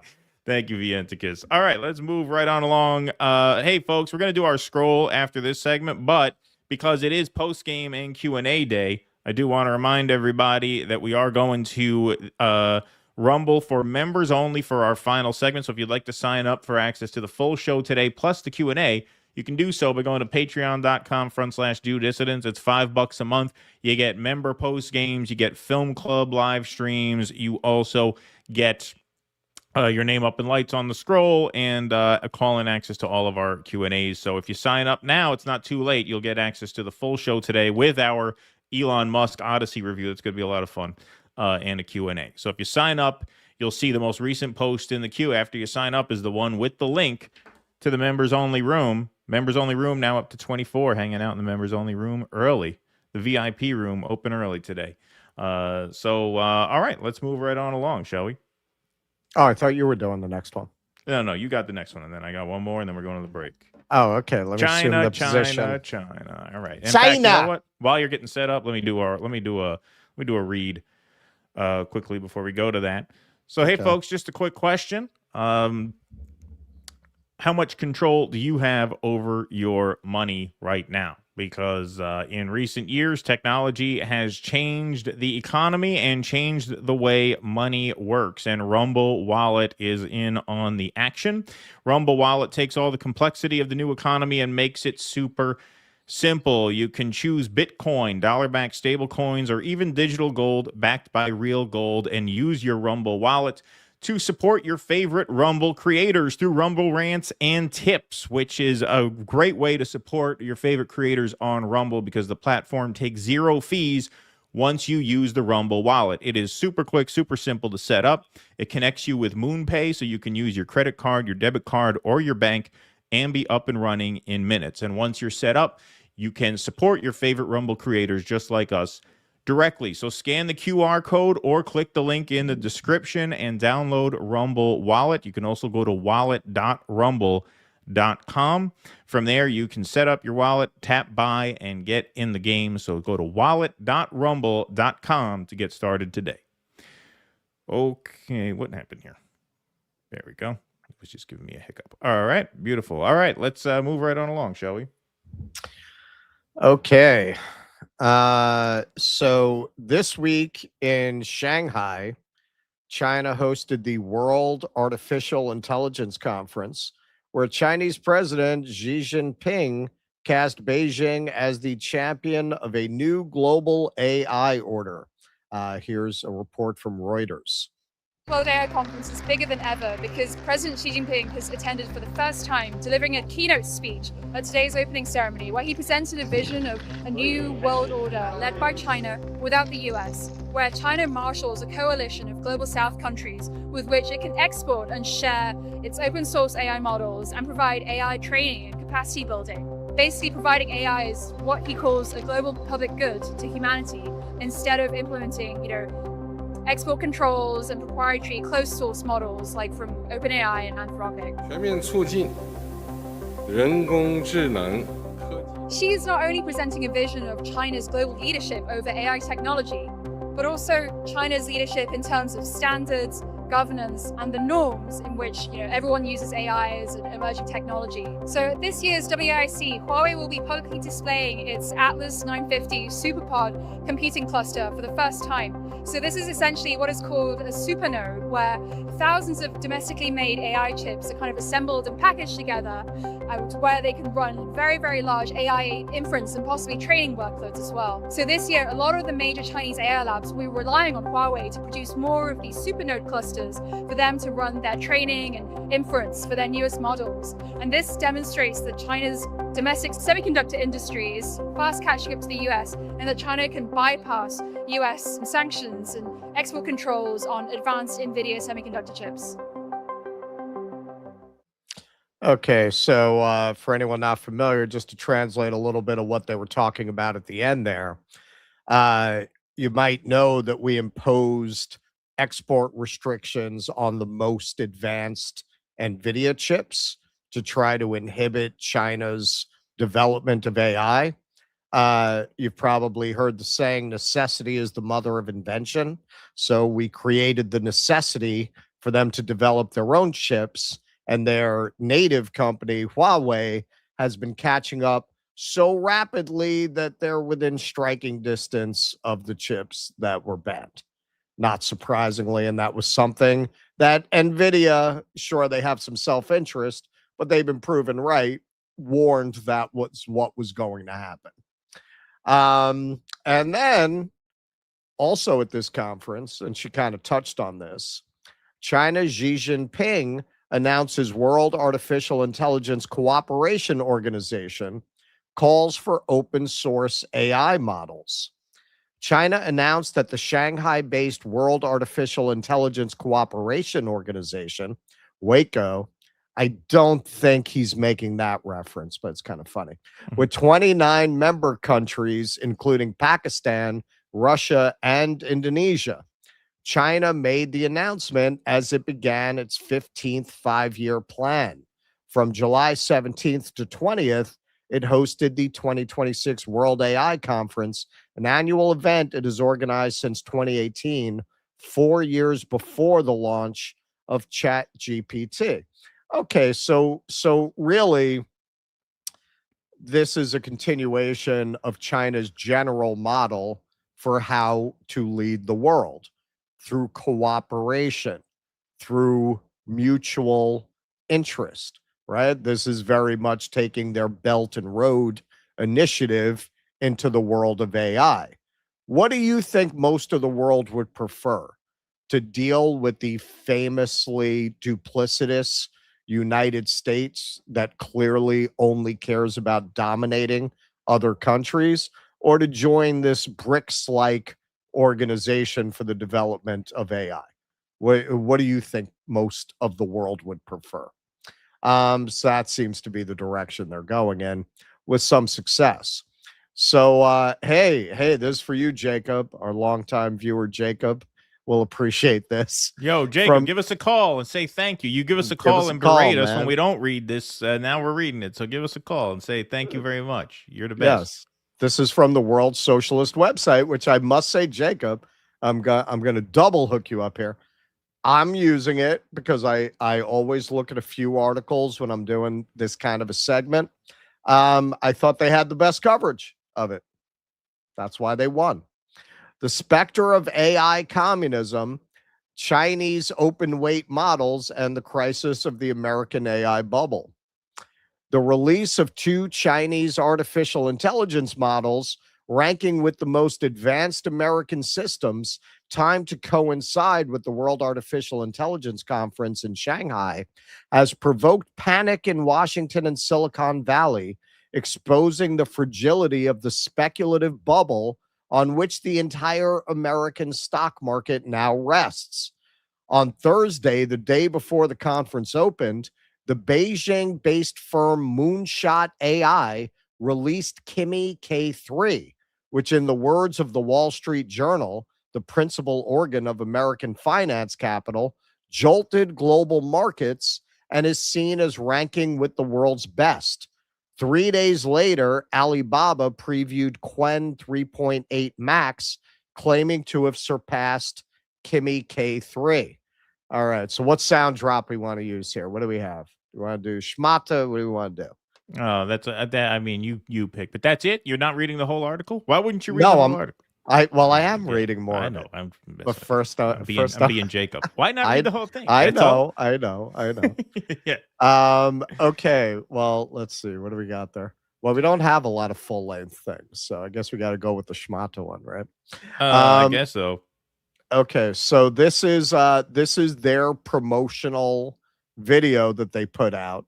I don't want to risk getting nailed on the music. So we're going to take that music out and we'll replace it with our very own schmata rap. But looks pretty good, man. Looks as good as anything that I've seen on the market. Very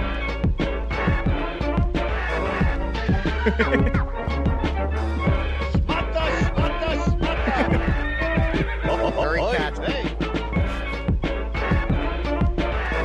Good, it works. I'll tell you that rap works over everything. Works out with everything.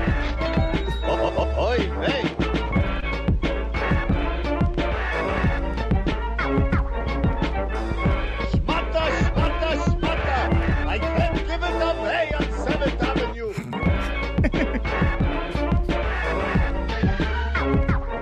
Looks very good. You can make the Odyssey with this. You can. And a lot more cheaply, as we'll see.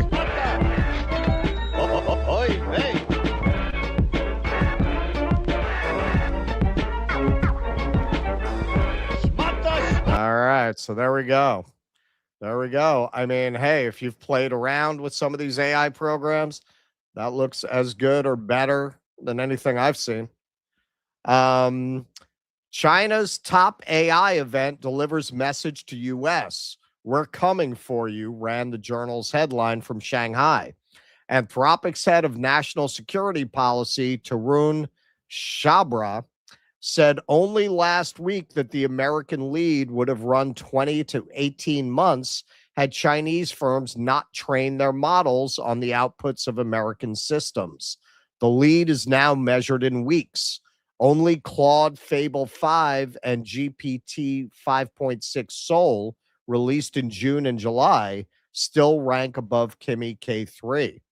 What has provoked the crisis is the openness of the new models. Both are open weight. Moonshot will publish the full weights of Kimi K3 by July 27th, with Alibaba promising the same. Once the weights are released, anyone can download, inspect, modify, and run them on their own hardware, owing nothing to the American AI corporations. Can't compete with free. How are you going to compete with free, right? The entire aim of the American AI industry has been to monetize and monopolize this technology. The hundreds of billions invested and the trillions projected for data centers rest on the premise that frontier artificial intelligence will remain a scarce, monopolized commodity from which a handful of corporations extract rents. If the highest quality AI models can be freely reproduced, their price must fall toward the basic cost of the electricity and silicon needed to run them. What evaporates is the rent, and the rent is all that sustains the valuations of OpenAI and Anthropic, both of which are preparing public stock offerings. Investors' faith that the American companies would keep their hold on the frontier, the journal writes, quote, has been at the heart of the boom, helping to justify trillions of dollars in spending on infrastructure, unquote. Yet the entire edifice is unprofitable. According to figures compiled from SEC filings and earnings reports, the major American technology companies have poured roughly $1.4 trillion into AI against roughly $700 billion in cumulative revenue. And only NVIDIA, which sells the hardware the others burn through, operates in the black. Now, this is crazy. I didn't even know this. AI-linked stocks now account for a record 45% of the market capitalization of the S&P 500 and have supplied roughly 3/4 of the index's returns over the past 3 years. Excluding AI, the American stock market has barely risen at all. Virtually its entire advance in recent years has been a bet on the permanence of the AI monopoly, a colossus mass of fictitious capital, paper claims on future monopoly profits that the arrival of comparable open models is now rendering worthless. See, Jacob, that's why I picked this article, man, because you're never going to read that in the Wall Street Journal. They'll kind of poke around the edges of that, but they won't come straight out and say something like that. The AI bubble can burst at any moment, and the events of the past week indicate that the moment may come sooner rather than later. On Friday, the NASDAQ fell 1.4%, leaving it roughly 6% below the record it set 6 weeks ago, while the Philadelphia Semiconductor Index completed its worst week in more than 15 months, down 12.5%. Whether the present slide marks the onset of the collapse or merely another tremor cannot be foretold. Okay, so this is Dean W. Ball. He works at OpenAI. He's a recent hire. And OpenAI made it clear he does not speak for the company. Take down the logo. So this commentary got a lot of attention. So we're just going to read part of it. Some observations on Kimi by Dean Ball. One probable outcome of an open weight model dominant world is full AI communism, which is precisely what China proposes rather than a market product. AI is a public good, which will ultimately be provided by the state as a kind of digital public infrastructure. This future strikes me as a dystopian hellscape, but I've never met an open weight models advocate who doesn't ultimately concede this is where things end. You'd be surprised how many accelerationists lobbied me while I was in government to support an 11 or 12 figure federally funded data center so that startups could train models at a subsidy and then give them away for free. So in this context, accelerationist means to accelerate the adoption of AI, not the way we mean it in our space, social collapse. There was no other way for AI to progress, they said.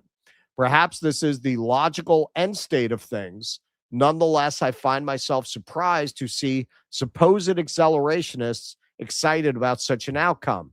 I think many of them just don't know what they're doing. Many accelerationists do not view the creation and serving of frontier models as a legitimate business. I would guess that the Trump administration will at some point realize that their best strategy here would be to create large amounts of regulatory risk around the use of open weight Chinese models. Yeah, because that worked so well with the chips, right? That worked so well. You don't need to ban. See, this is the thing, man. These people who are richer than you are, they're not smarter than you are. They're luckier than you are. If you look into their backgrounds, they usually started out on third base. I don't know about this particular guy. I'd be very surprised if his dad was a construction worker.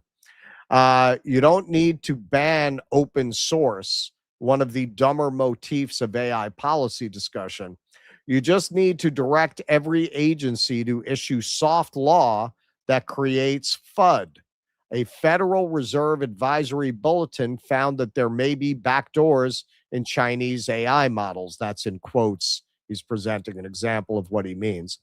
It needn't be that well justified. You just create enough regulatory risk that every regulated enterprise backs off. You probably don't want to create so much regulatory risk that you scare off the hyperscalers from serving Chinese models. This will just drive startups to sketchier providers. There's a happy middle ground here. I'd assume they will do some version of this. Yeah, if you do anything like this, you're just going to accelerate the rest of the world adopting Chinese models while America falls further and further behind.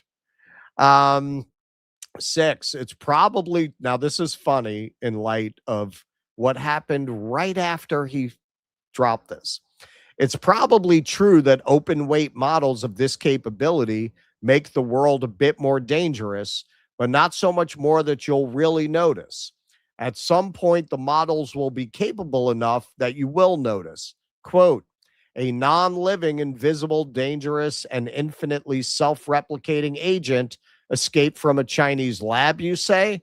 Color me shocked. So, okay, so he's suggesting to you that these open source models from China are going to wind up being Skynet, you know, they're going to escape from the lab, and that's going to be a real danger. And that's why, you know, why that would be a uniquely Chinese danger, he doesn't explain why that danger would be unique to Chinese models.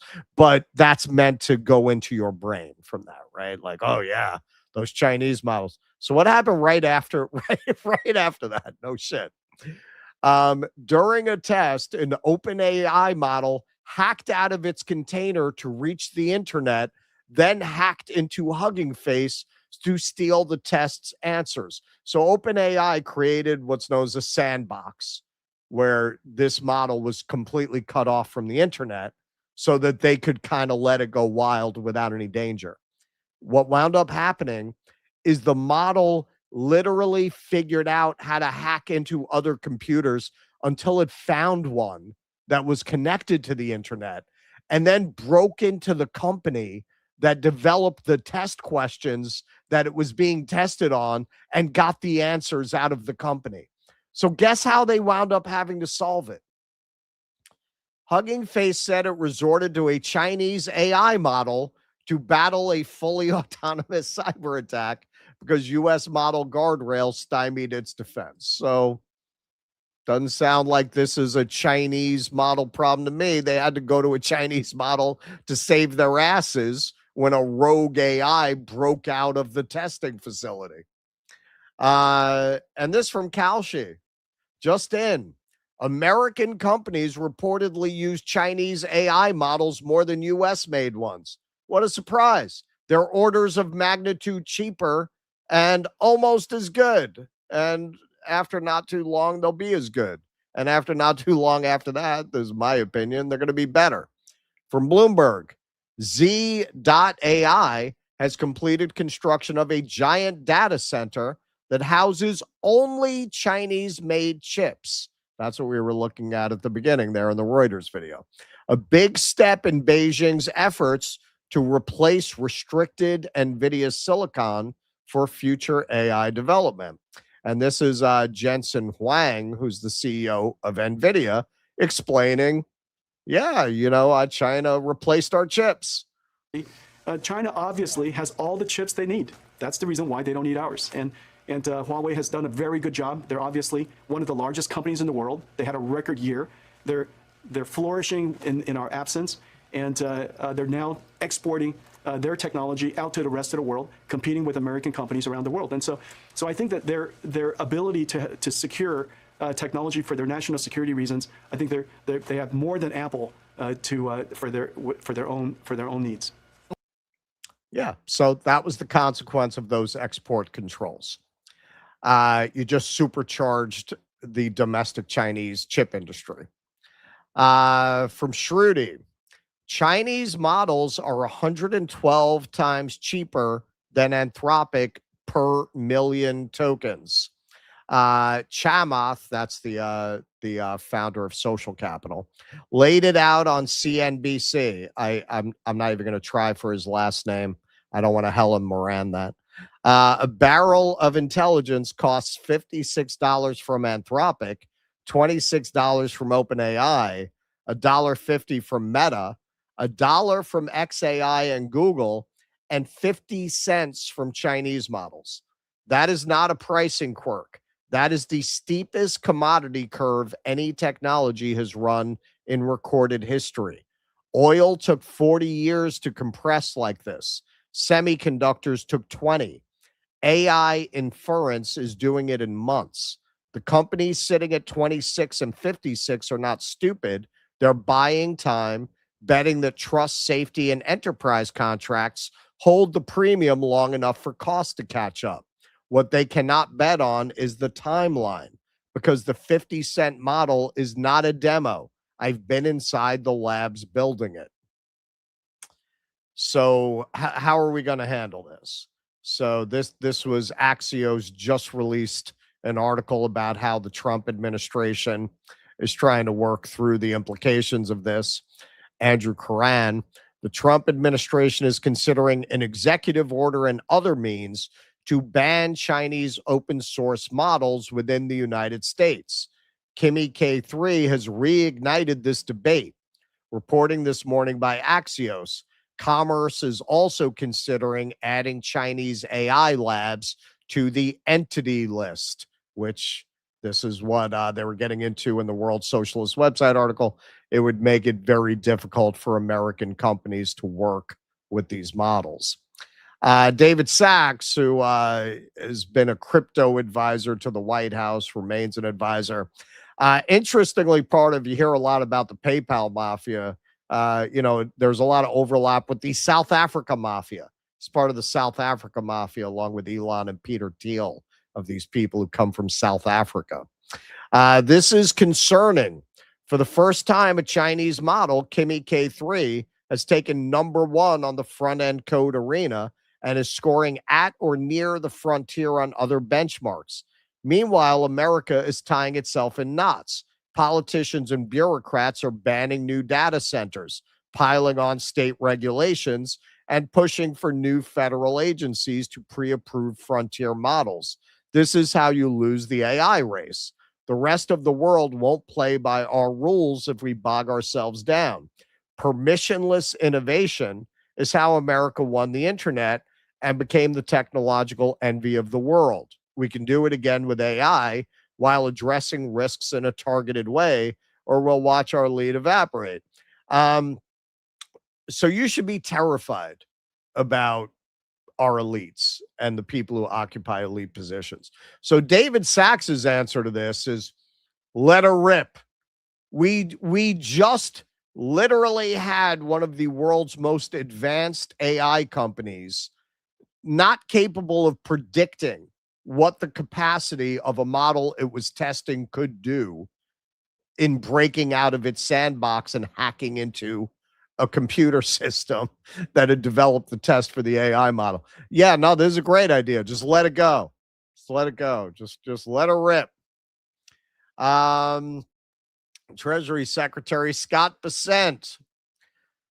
We support open source AI and the innovation it unlocks, but open source is not open season on American IP. When PRC firms conduct covert industrial scale distillation attacks that cross the line into IP theft, sanctions and entity list designations will be on the table. Now there's a lot of competition in this category, but Scott Bessent, as many people point out here, is vying for Hypocrite of the Year award. Taylor Lorenz. Suddenly, we have to protect the AI companies who commit 24/7 IP theft and have built their businesses on IP theft from IP theft. LMAO. Carl Zah. What she's referring to there, I'm sorry to break the flow. I just want to get some clarification. You're talking about like if you tell AI to make a Darth Vader movie, they'll do it. So that would be an IP. Well, is that what she's talking about, stuff, or is she talking about something else? That's what that's what she's talking about. I mean, why do you think you can put a prompt into Chat GPT? Right. Give me a science fiction novel in the style of William Faulkner, and it can do it. Right. How do you think they trained it to do that? Right. With the works of William Faulkner Right, and a lot of science fiction, right? So yeah. Carl Zah, are you saying Chinese open source AI companies are like digital Robin Hood that takes hoarded data from Anthropics and OpenAI that Dario and Sam Altman had gained through IP theft and distribute them for free to the rest of the world?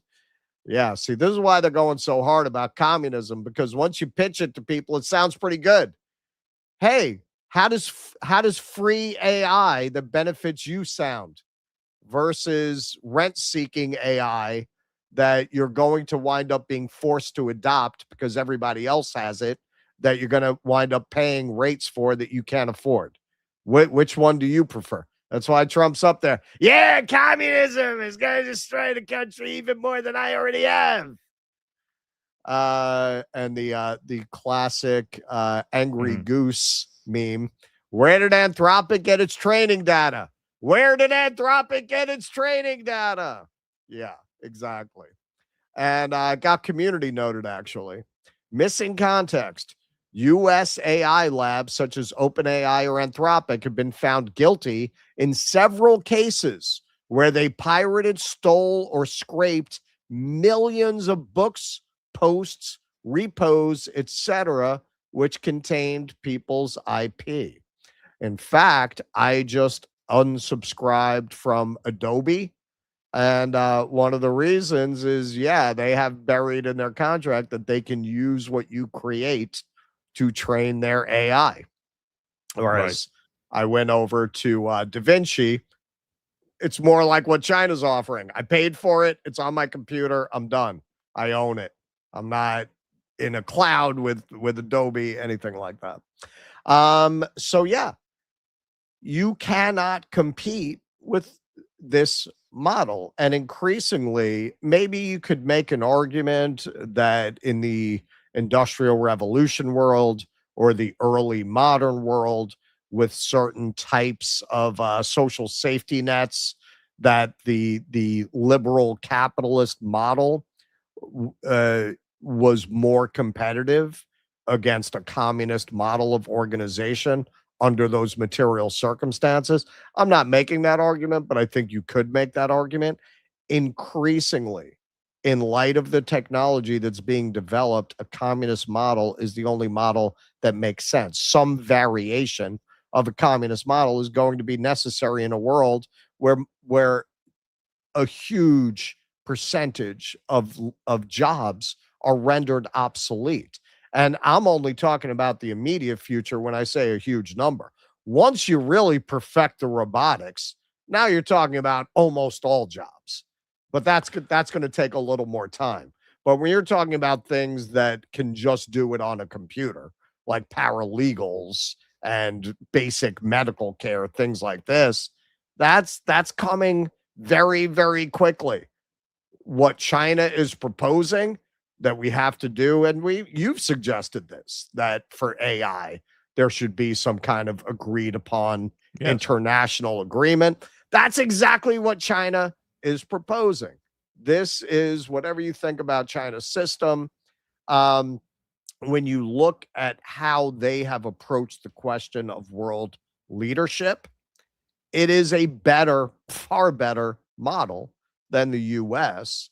And it's a model that is less likely to lead to mass immiseration and mass starvation. A country with a capitalist model, which presumes that in order to eat, in order to clothe yourself, in order to have a roof over your head, you have to be competitive. You can't compete with these AI models. So what happens to you in a system like that? Without a transition to a system that assumes that the purpose of society and government is to provide prosperity for all people in the society, they're going to let most people drown and drop dead in the streets. This is, whether you like it, don't like it, whatever, the old world is gone. This is without this model, you're gonna die, man. Literally, they're going to let you die. So we need to hope that this Chinese model, and I do believe, is going to be the model that the world embraces.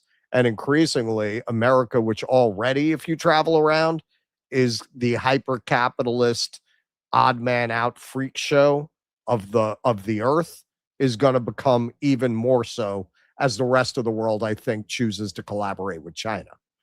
Well, you know who shares these same concerns and who actually feels very similarly about the need to transition to a certain AI communism with a high income UBI? People like Elon Musk. Like the tech people know this.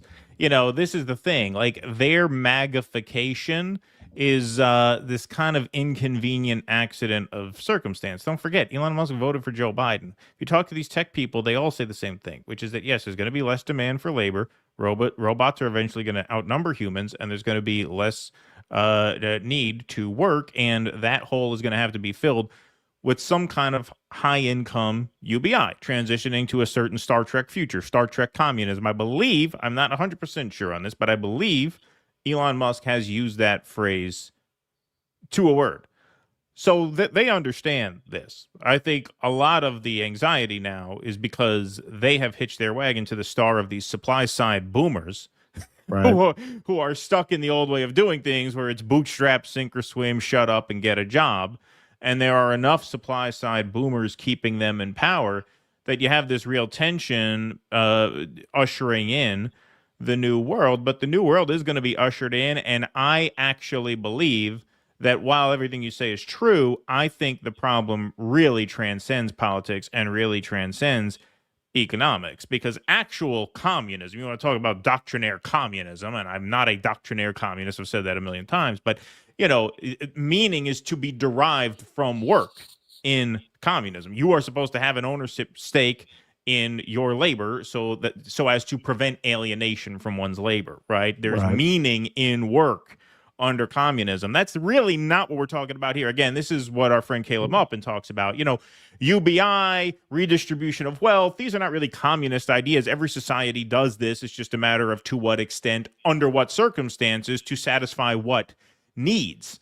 So, you know, communism is, as usual, a sort of broadly and kind of, I think, wrongly applied term here. But I do think that the elimination of labor is going to cause a massive cataclysm that transcends politics and that transcends economics. Because in that world, what do people do? What do they do? Right. How do they derive meaning? Create art? What do you mean create art? AI's doing that too, bitch. AI's doing everything. Right. Robots are doing everything. So, like, what are you going to do to fill your time? Right? If you talk to, like, real hardcore Marxists, you know, they believe that work should be the thing that fills that hole, and one of them, not the only thing, obviously. But this is, I think, a lot of why you're seeing like, religious revival and, for me, family provides that meaning. But like people are going to need something to latch onto to get them through their lives once the elimination of labor as a basic need becomes the norm, and it is becoming the norm. And whatever AI is better or cheaper or streamlined or open source or this and that, none of that addresses the broad question of what are people going to do with their lives. And if people can't answer that question, what kind of instability does that create? What kind of world does that create? These questions are coming up on us a lot faster than I think anyone cares to admit, whether you're communist, capitalist, Chinese, American, Xi Jinping, Scott Bessent. Like, to me, the problem is much bigger than all of that. And it's a problem that really transcends a lot of these questions. When you talk about a cataclysm, you're talking about the world changing overnight. We all saw that in COVID. Things could be much different tomorrow than they are today. And that article that went viral a few months back basically said that the AI revolution is going to hit kind of like that. It's not going to be this thing that's gradually phased in. It's like you're here, and then boom, a sudden drop. And when that happens, who knows how society is going to react to that? Look at how society reacted to COVID. I mean, society was driven crazy. People were driven crazy without even realizing they were driven crazy. What happens when that comes and it's not, 1.5 years until they put a shot in your arm until you go back to work? What happens when that's forever? What happens when that's the new permanent normal? When robots come online for good? Like, I don't think anybody really is contemplating that to the extent that they need to be, and I don't think the solution is necessarily political with a capital P. I think it's philosophical. I think it's cultural. I think it's probably spiritual to a certain extent. And I think that is the case no matter how this shakes out. Yeah, I mean, I tend to concentrate because it's the most immediate and pressing question on the material consequences. The existential implications are definitely something I think about. I often think about Agent Smith's monologue in The Matrix, where he says our first try at a Matrix, we created a paradise and people went crazy. So we realized humans are not cut out for that. The lack of struggle made them go insane. I do wonder. And yes, I think you would have to have a complete shift in culture and consciousness, for people to be able to live without the struggle for survival being the center of their existence and the meaning of their existence. I think you're right. That is a secondary issue you got to get past the material issue to even get to. And one other thing that some of that material got into, particularly the World Socialist website. Dude, this is probably the greatest financial markets bubble in history. It probably is, because the math just ain't mathing. It just ain't mathing. They have built the entire financial industry around one product that doesn't really make a lot of sense in terms of a capitalist model, which obviously is the model they're adopting. When that pops 45% of the stock market, I didn't even know that until I read that article. We've never seen anything like that. The dot-com bubble, for me, as somebody who at that time, I didn't have money in the market, I was pretty young, I didn't really even notice it. Like, it didn't affect me. I don't think it really affected average people the way like 2008 affected people. That affected me. That affected everybody. The dot-com bubble, if you weren't in the market, man, it really was not a big deal. This is going to be like 2008 on steroids if that shit goes. Because the people who wind up suffering the consequences are never these people. The government bails them out. It's going to be you. Sure. I mean, the material question, I don't dismiss the material question, because obviously the material question is urgent. But it's urgent in the sense that it's short term. In other words, if you don't eat next week, you're gonna die. So that is very important. I think big picture, though, the material question is more transient than a lot of people think, because of who is setting economic policy now, right? People assume that this dynamic is going to be permanent. It's going to be Elon Musk running the spy cameras and Howard Lutnick dictating economic policy forever. That's not going to happen. Howard Lutnick, Scott Bessent, these are dinosaurs. The tech people know that. The tech people understand. They have to deal with these people for now because, woke or whatever, but that's going to pass. And they know they're going to need a UBI. They know they're going to have to usher in a kind of Star Trek future. I think everybody behind certain doors understands that, whether it's Alex Karp, Elon Musk, David Sachs, they all seem to be in agreement about that, Peter Thiel. But that does not really solve the much bigger question, which is a long-term existential question. And major instability can spring from the fact that a majority of people are going to have nothing to do with their lives in a few short years. I think that is the big long-term question. I think this question of how do we balance this with supply-side economics, that is urgent, yes, because it's going to be a big shakeup, but I think that's going to come and go. I think long-term, the question is, okay, what does Star Trek communism look like? Does anybody want it? How do you know? It's going to be so different, just like COVID was. One day, boom. Right. Look how different that was in an instant. And this is going to be permanent. So I think that's the bigger question. That's all I'm saying. Yeah, Star Trek never deals with what all the people who aren't talented enough to join Starfleet do. It really never does. All it deals with is like the best performers of that society and what they do. All the people who are like qualified to try to self-actualize. Yeah, exactly. Well, that would be a good, that would be a good TV show, like a Star Trek bar. Like there's the Star Wars bar, there'd be a Star Trek bar where you just got guys hanging around, doing nothing, like waiting for Godot in Star Trek. Yeah. All right, cool. Why don't you take some super chats? I made a mistake and refreshed this app, which means I'm going to have to see where I left off on my Rumble rants. Okay, I got it now. All right, go ahead.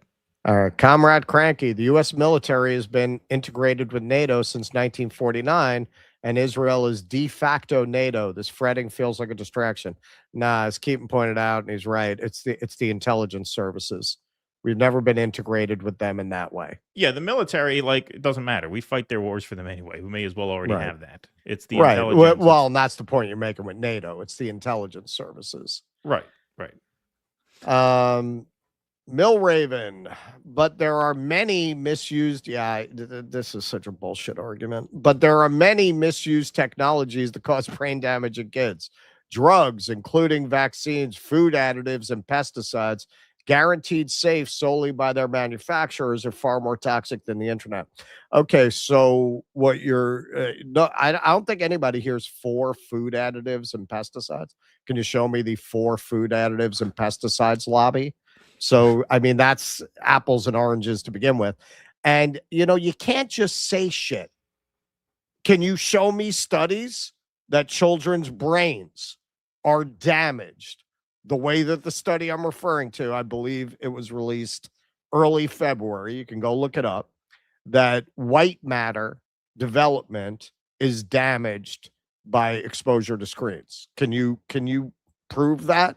Can you show me that anything that you just talked about does that to children's brains? I'm an open-minded guy. Show me the evidence for that. You can't just say shit because it gets likes on the internet. What you're saying there is not true.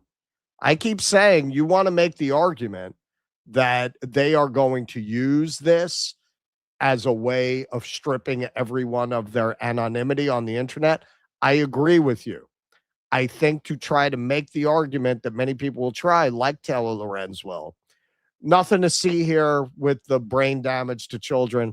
That's the wrong road to go down because they're going to so easily be able to make you look like a dishonest fool because it's just not accurate, that it's going to be very easy to dismiss your concerns about anonymity as a result. That is a very bad base to stand on to make that argument.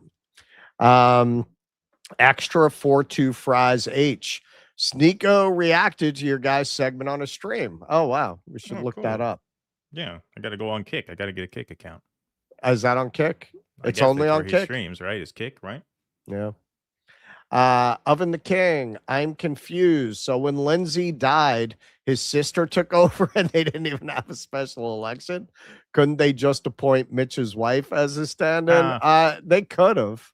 Well, I guess. the thing is, she's now gonna what, run. What is it? It's one of those states where the governor appoints the replacement if they can't serve. I right? think so, yeah. But he was up for re-election this year, so now she's gonna run for a 6-year term. It's not going to be just like a stand-in for a few months. No, she's apparently going to try and take that seat over. Okay. All right, then. We'll see. Kay Harlem. I live in Marietta, and I didn't even know Trump was here till I watched this. I'm actually from Harlem, but left because it was too expensive. I missed it. Well, this is why, look, in a way, it can almost be unhealthy because when you have a rent stabilized apartment in New York, it can kind of maybe make you stay in New York beyond when you should, because you're just like, I can't give up that apartment. Right. You know what I mean? Because you'll never pay that rent. Like, what if you want to come back? Right. You won't be able to, right? Because you're going to pay triple. What I pay, I would pay more than double if I had market rent on this apartment, on a comparable apartment. French Laundry, that super chat a few days ago was 100% Sneako's official account to a collab. Been, right? I guess it must. Oh yeah, well apparently if he freaking did a segment on our segment.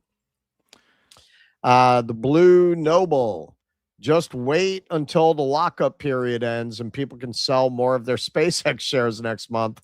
Now that these Chinese models came out, oh boy, yeah, man. The only reason I don't short SpaceX is because Elon is in the club and you just never know what government contract they're going to announce to save him, to save his companies. So it's too dangerous. But yeah, the overall trend, I would say, of Elon Inc., all of his shit is down. A reckoning will come, in my opinion. The only 265005. I think that was a pop hit in the 80s. The only reason Nordiциsts like Elon welcome Mediterraneans to the white family is to appropriate that thing Nordics don't have, classical history. Elon's folks were living in huts at that time. Thank you. Thank you. Could not have said it better myself. Probably would have said it considerably worse. Yes, absolutely right. Kawaii Cowboy.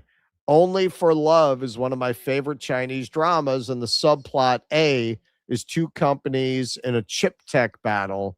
Dylan Wang is beyond cute. All right, well, maybe we'll show that, and it will boost our female viewership to 7% or something. That's right. What is it? 17%? 17, 16, 17. We're working on it. Yeah, Getting there. We're working on it. So, hey, folks, if you want to join for our final segment, we have one more quick one after this, but then we're going to Rumble for our final segment, which will be a deconstruction of Elon Musk's Odyssey, and then we're going to take your calls. So if you want to come and hang out with us after the show, dudissidents.com/Patreon, Substack Locals. Members only hangout with an additional bonus segment today. It helps us out tremendously if you become a member. It's $5 a month. So those are the links, dudissidents.com/Patreon, /Substack or /Locals. I'll read a couple of these Rumble rants here. Ugly Old Broad says stuff. Russ, make sure you have a true HEPA filter for your purifier. It filters the fine particulates. I have to use them for the same reason. Yeah, those fine particulates are a real bitch. Real bitch. That's going to be the name of this episode. Fine particulates are a real bitch. EO Shush. Muammar Gaddafi warned that America would be taken over and destroyed from the inside. Zionist He did. Lobby. He did, yep. Why is my internet like fucking me here? It's fucking I remember, look, man, this was back in the 80s. I always kind of liked Gaddafi because he challenged Reagan to sort things out like men and come meet him in a tent in the desert and talk it out. I was like, that's kind of cool, man. Ugly Old Broad says there are 100 members of Congress that are military veterans. I wonder how many of them forgot their oath when voting for the NDAA. Call your senators. That's right. I don't know when this vote is going to be. I haven't read the studies, but I will say most of these studies I read are garbage. 3 paragraphs into the methodology, I typically see the bias or flaws. Hey, you should write a book about it. Yeah, write a book with your double blind study that you're conducting in your backyard. So you got Team Moron saying we got to beat China, but then people say that they don't want to have as many data centers. By the way, no one talks about the total computing storage capacity that just number of sites. Now you got China holding a convention to lead the world in AI. So I don't know about you guys, but the math isn't mathing. Well, look, you got the guy at OpenAI who is clearly antagonistic towards China and its development, conceding. I didn't read his whole tweet, but the first part of his tweet concedes that the model is as good as they say. Right. So why would he concede that if that's not the case? All right, Nocturnal Human, South African AI. Are we getting chappy? Huh? Good one. Stoop Sign. Kimmy was a dystopian techie movie in the U.S. starring Zoe Kravitz. Oh, really? Was it? Interesting. Vienticus. Far be it from markets not to put all their eggs in one basket like a bunch of retards. John M. says in 2008, massive Chinese stimulus blunted the impact of the meltdown. China in no position to repeat this time around. You're right, Russ. It will be huge. Thank you, John M. All right. One more segment, then we're heading over to Rumble. Where is this? Here it is. Okay. Got it. It took, if you invested at the height. See, this is the thing. Like, I'm not saying you shouldn't have a 401k. Like, you can't base your whole life on the possibility of disaster. But if you had a 401k in 2000, it took 20 years to get back to the value it had in 2000. 20 fucking years. Wow. All right, folks, this is a quick one. This came across the wire last night. Breaking, the Republican-led House Ways and Means Committee has subpoenaed Breakthrough News, has done a lot of video reporting from all over the world. We've shown some of their stuff on the show from time to time, for internal communications and financial records as part of an investigation the nonprofit outlet calls a politically motivated attack on independent journalism and the First Amendment. Breakthrough News says it has not been accused of any crime, receives no funding from foreign governments or institutions, and already complies with nonprofit tax and reporting requirements. The outlet says lawmakers are targeting its coverage of Palestine solidarity, ICE, Cuba, and other U.S. foreign policy issues, and has retained legal counsel to fight the subpoena while launching a petition and a fundraising campaign. They quote tweet Rania Kalik, who we have never met before, but we know people who know her. She's in this space here. Breakthrough News is kind of a staple of the space, especially on X and YouTube. They have a big YouTube channel, over 1 million subscribers. Breakthrough News is under attack, she writes. Republican lawmakers are claiming our political views and Breakthrough Newsroom reporting are part of some foreign plot. The MAGA-dominated House Ways and Means Committee has issued us a subpoena demanding internal communications, financial records, and more. This is a flagrant abuse of power, a direct attack on our work as journalists and on the First Amendment generally. Add your name to our petition, defend independent media. This is all over Twitter right now. Sorry, my internet's just lagging a little bit. Here we go. They went into more detail about this as we were on the air because they went live at noon today. So I just wanted to make everybody aware of this. You could learn more if you check out their live stream here. They were live right at the same time that we were live. Also, the People's Forum says Trump allies in Congress subpoena the People's Forum. So now they're bringing people in and making them give information. They have not, according to any reporting, been accused of any wrongdoing. They're being dragged in for a talking to. This is McCarthy-style tactics. No question about it. Max Blumenthal, whose devices were seized at the airport, by the way, when he returned back from Iran on a journalist mission. The implication is clear. Okay, so this, I'm sorry, I should have set this up.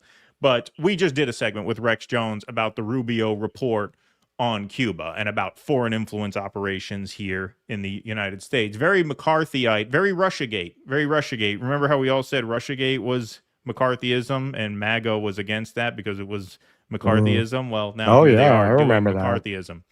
Yeah. The implication is clear. Secretary of State Marco Rubio thinks there should be a modern-day blacklist of the political left in America. In fact, the report specifically mentions the blacklists, McCarthy-era investigations, and prosecutions of the 1950s and their effectiveness at dismembering the Communist Party USA. That's right. And just to get a sense of the hysteria around this, here's Newsmax just blatantly, calling for censoring speech here. The United States of America proudly flying communist flags and symbolism. Do people forget what it was like under the Red Scare in the late 40s, early 50s? My goodness, if they even thought you were a communist sympathizer, you'd be fired from your job. You would be under scrutiny. You couldn't even have any communist ideas. And now it's almost become popular to have these communist ideas. I have to ask you. Roy, real brain trust over there. At Newsweek. Wow. Like just blatantly expressing fondness. Like normally people would say that as a cautionary tale not to repeat it, since Joseph McCarthy himself was censured after the McCarthy hearings. Like even the Senate decided that shouldn't have happened. And here you go. Now they're just saying, hey, remember what, like as if it was a remember good the chapter. good old days? Yeah, as if that was a good chapter in American history. Now people are calling the legacy Democrats, the legacy left. Where are they? Because this is really scary that there is so much popularity. And again, watching these hearings with Brandon Gill when it comes to the Smithsonian, what they are pushing, these ideas are being pushed slavery? on our You're not youth and allowed our to teach kids slavery? all through college. Are you worried about this? Mocking Could this you actually for your weight? seriously take over in this country? Well, I'm very worried about it because Okay, very worried about it. So How do that's you feel when they call you Fat Randy Fine? Yeah, exactly. Is that communism? Really scary stuff, really terrible. You know what I see? stuff. I see that under capitalism, you've been able to eat, unlike communism. Yeah, exactly. Yes. People are free to get fat under capitalism. That is very, very true. Look. Very, very scary stuff, very disturbing stuff. This is obviously about intimidating people into silence. I just have to ask trivia question for those in the chat. How many espionage convictions did the McCarthy hearings yield? Answer, 0. 0. How many espionage convictions did the HUAC committee yield? 0. They had no. Now, there were referrals from that committee that yielded contempt of Congress from people who refused to talk. So they got anywhere from like a month to a year in jail or whatever. But 0 actual espionage convictions came from the McCarthy hearing. The Smith Act yielded over 100 convictions, many of which were overturned by the Supreme Court multiple times on free speech grounds. So the point of this is not to charge people with a crime. There's been no accusation of a crime. The point of it, and they reference how effective the McCarthy hearings were, not in locking people up for espionage. They had no evidence of espionage. Again, 0 convictions. That's people don't remember that. The Smith Act yielded some convictions, and like I said, some were overturned, some were not. I'm not saying there was no espionage that happened ever, but the McCarthy hearings and the HUAC hearings did not yield those. What they did yield was an exodus from left organizations. I think, and they cite this in the fucking piece as an example of how to do things, right? They say, I'm a little fuzzy on the numbers here, but I'm pretty sure they said something like, there were 75,000 registered communists before the hearings and only fewer than 5,000 afterwards. That's what it's effective at doing, and that seems to be the playbook here in service of some incursion into Cuba that Marco Rubio clearly has a hard-on for. This is bullying. It's anti-American. It's flat-out anti-American. To me, it up there with all of the greatest betrayals of this Trump the second term has been their just absolute contempt for free speech. And you remember Trump released that 6-minute video when he was running about he's going to restore your freedom of speech. And JD Vance, we're never going to interfere with your right to disagree with us. And now you have this fucking strong-arming bullshit. Again, as of now, there's been no accusation of a crime. This is just harassment because they have contempt for freedom of speech. They have contempt for people speaking their mind. That we have no reason to believe this is anything else at this point because there's been no accusation of any wrongdoing at this point. And so it's really terrible. It's anti-American. And this is why I say over and over again, there really needs to be a broad-based civil libertarian movement. Civil libertarian, not to be confused with libertarian, broadly speaking. Civil libertarians are about civil liberties first. Freedom of speech, protection of privacy, protection of due process. That has to be a very broad-based, cross-partisan, bipartisan movement right now because it's obviously under attack. And this has been under attack by both parties, but this is clearly an escalation, and it's especially shameful given the fact that one of the pillars, I shouldn't say one of the main pillars like Epstein, but, one of the points that Donald Trump drove home in his campaign and that the conservative movement has been hitting on these past few years is that the left became very censorious and very McCarthyite, which they had. And there was a promise to restore freedom of speech, and they have completely turned their back on that. So it's really a disgraceful thing. It's an anti-American thing.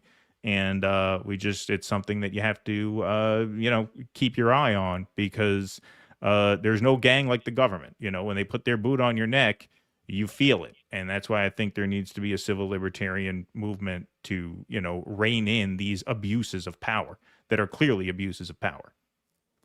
Yeah, call me crazy, but it seems to me that if you're going to get very exercised about offenses against the Western tradition, if you're the kind of person who gets really teary-eyed about the glory of Western institutions, this is the kind of thing you might want to get angry about more than an Odyssey movie, right? This is actually a substantial assault on the Western tradition of open debate and freedom of speech. These people claim to care so much about started in Athens and ancient Greece. So you're ruining our culture. Well, here this is not ruining your culture. I thought Elon bought X for free speech and stuff. Yeah. So where is he? No, they made this core to their brand. Yep. Shouldn't he be outraged about this? And yeah, you're right. I look, I don't say, oh, so that's why you got to put Democrats back in power. We already saw, man. They released a couple of proposals for their so-called Project 2029 of what they'll do if they go back in power. And right off the rip, they're talking about changing Section 230. Right off the rip. For anybody who doesn't know, that is the section of law that allows internet publishers not to be held liable for what is on their platforms, to not be held liable for the content users generate. You strip that, it's the end. Shows like this, gone. You'll never see a show like this on the internet again. You'll have to use foreign servers or something. You'll have to bring it in. Like you're going to be, it would be impossible. None of these soapboxes in Central Park. We'll go to Marietta, do a live show. Yeah, none of these companies are going to be willing to host anything like this. Right. Yeah, well, we'll go to Marietta. They're Star for Entertainment. Live in Marietta. Yes. Yeah, no, you'll never see things that you won't be able to tweet, like none of the X. They'd have to shut down if you really strip that. Yep. So yeah, man, if there's one thing the elites have in common, it's that they all want to take away your rights. We are at a moment in history where they're afraid of the people because increasingly the agenda of the elites and the needs of the people are at cross purposes. I had Peter Turchin on Jimmy's yesterday, and I asked him that question: Are the Republicans and the Democrats basically two wings of an elite at cross purposes?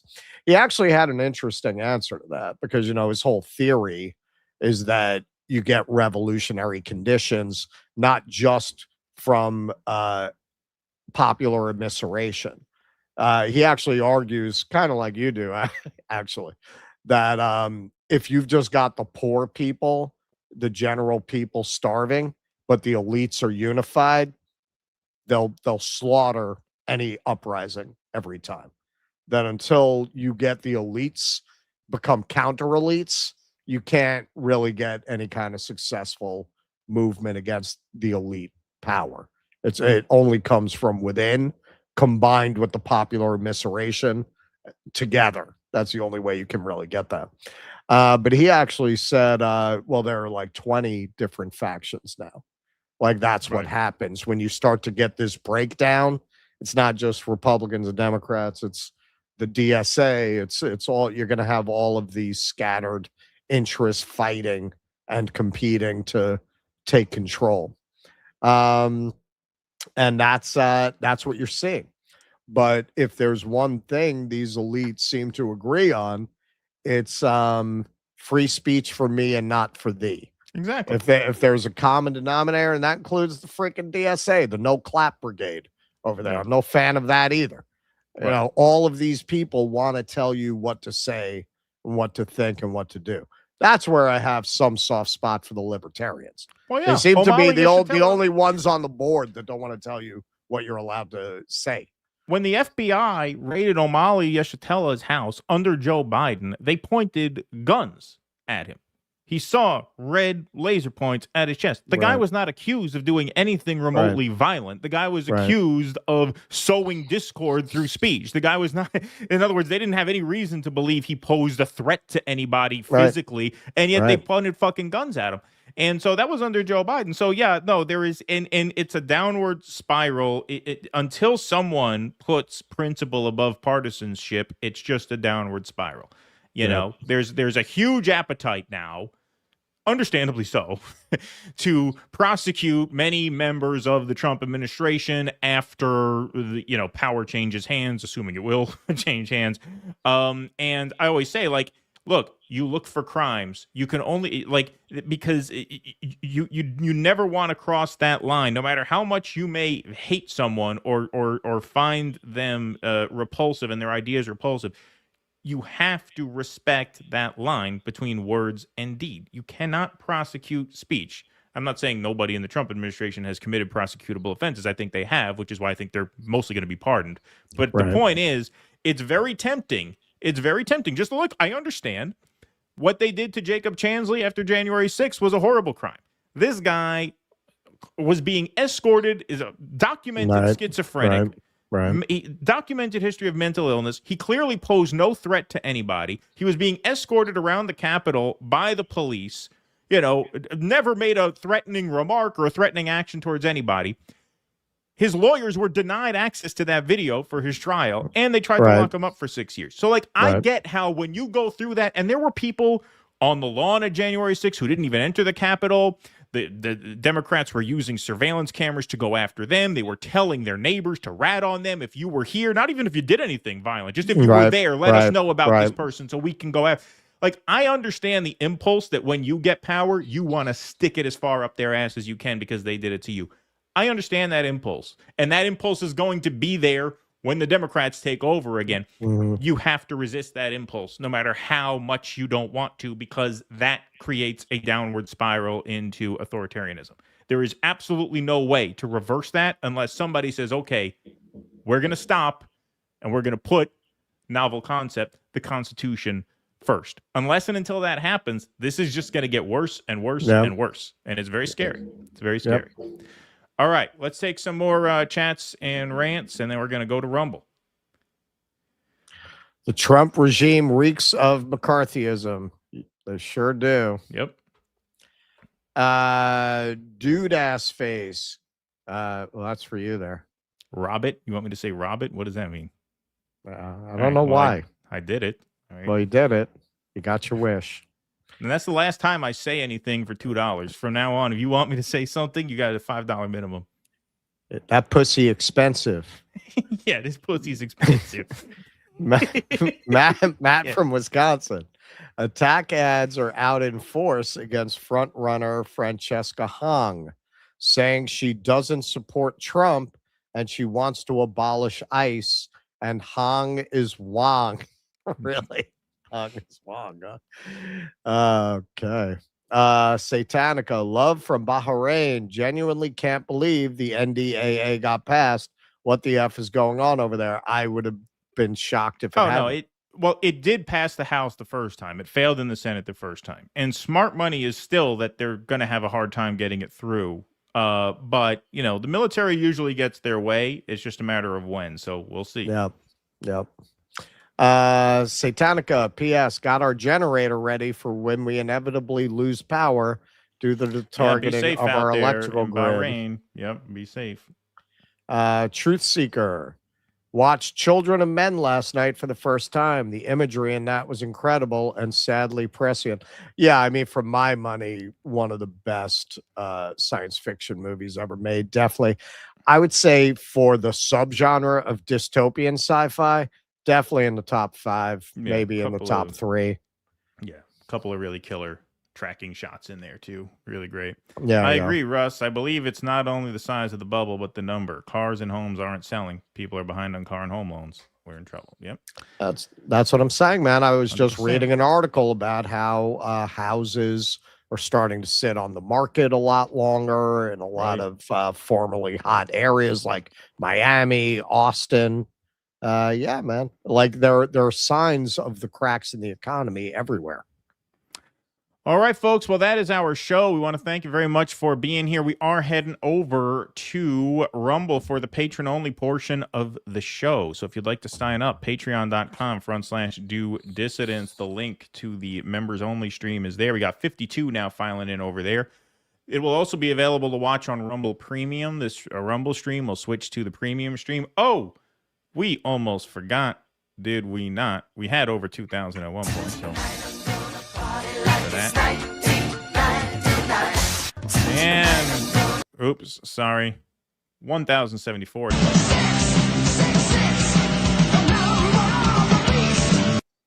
Beautiful. All right. Well, that is our show. Once again, we are heading over to the members only portion, patreon.com/do dissidents to sign up and then check the most recent post and click the link and we'll see you over there. Appreciate you all very much for joining today. Thanks for being here. Thanks to the YouTubers and the Rumblers. Thanks to the mods for keeping the peace in the chat. If you're a patron, we'll see you in 5 minutes after a brief intermission. Everybody else, we'll see you back here Sunday night, 7 p.m. Eastern. Until then, thanks very much for being here today. Be safe and be well. Courage! Please clap.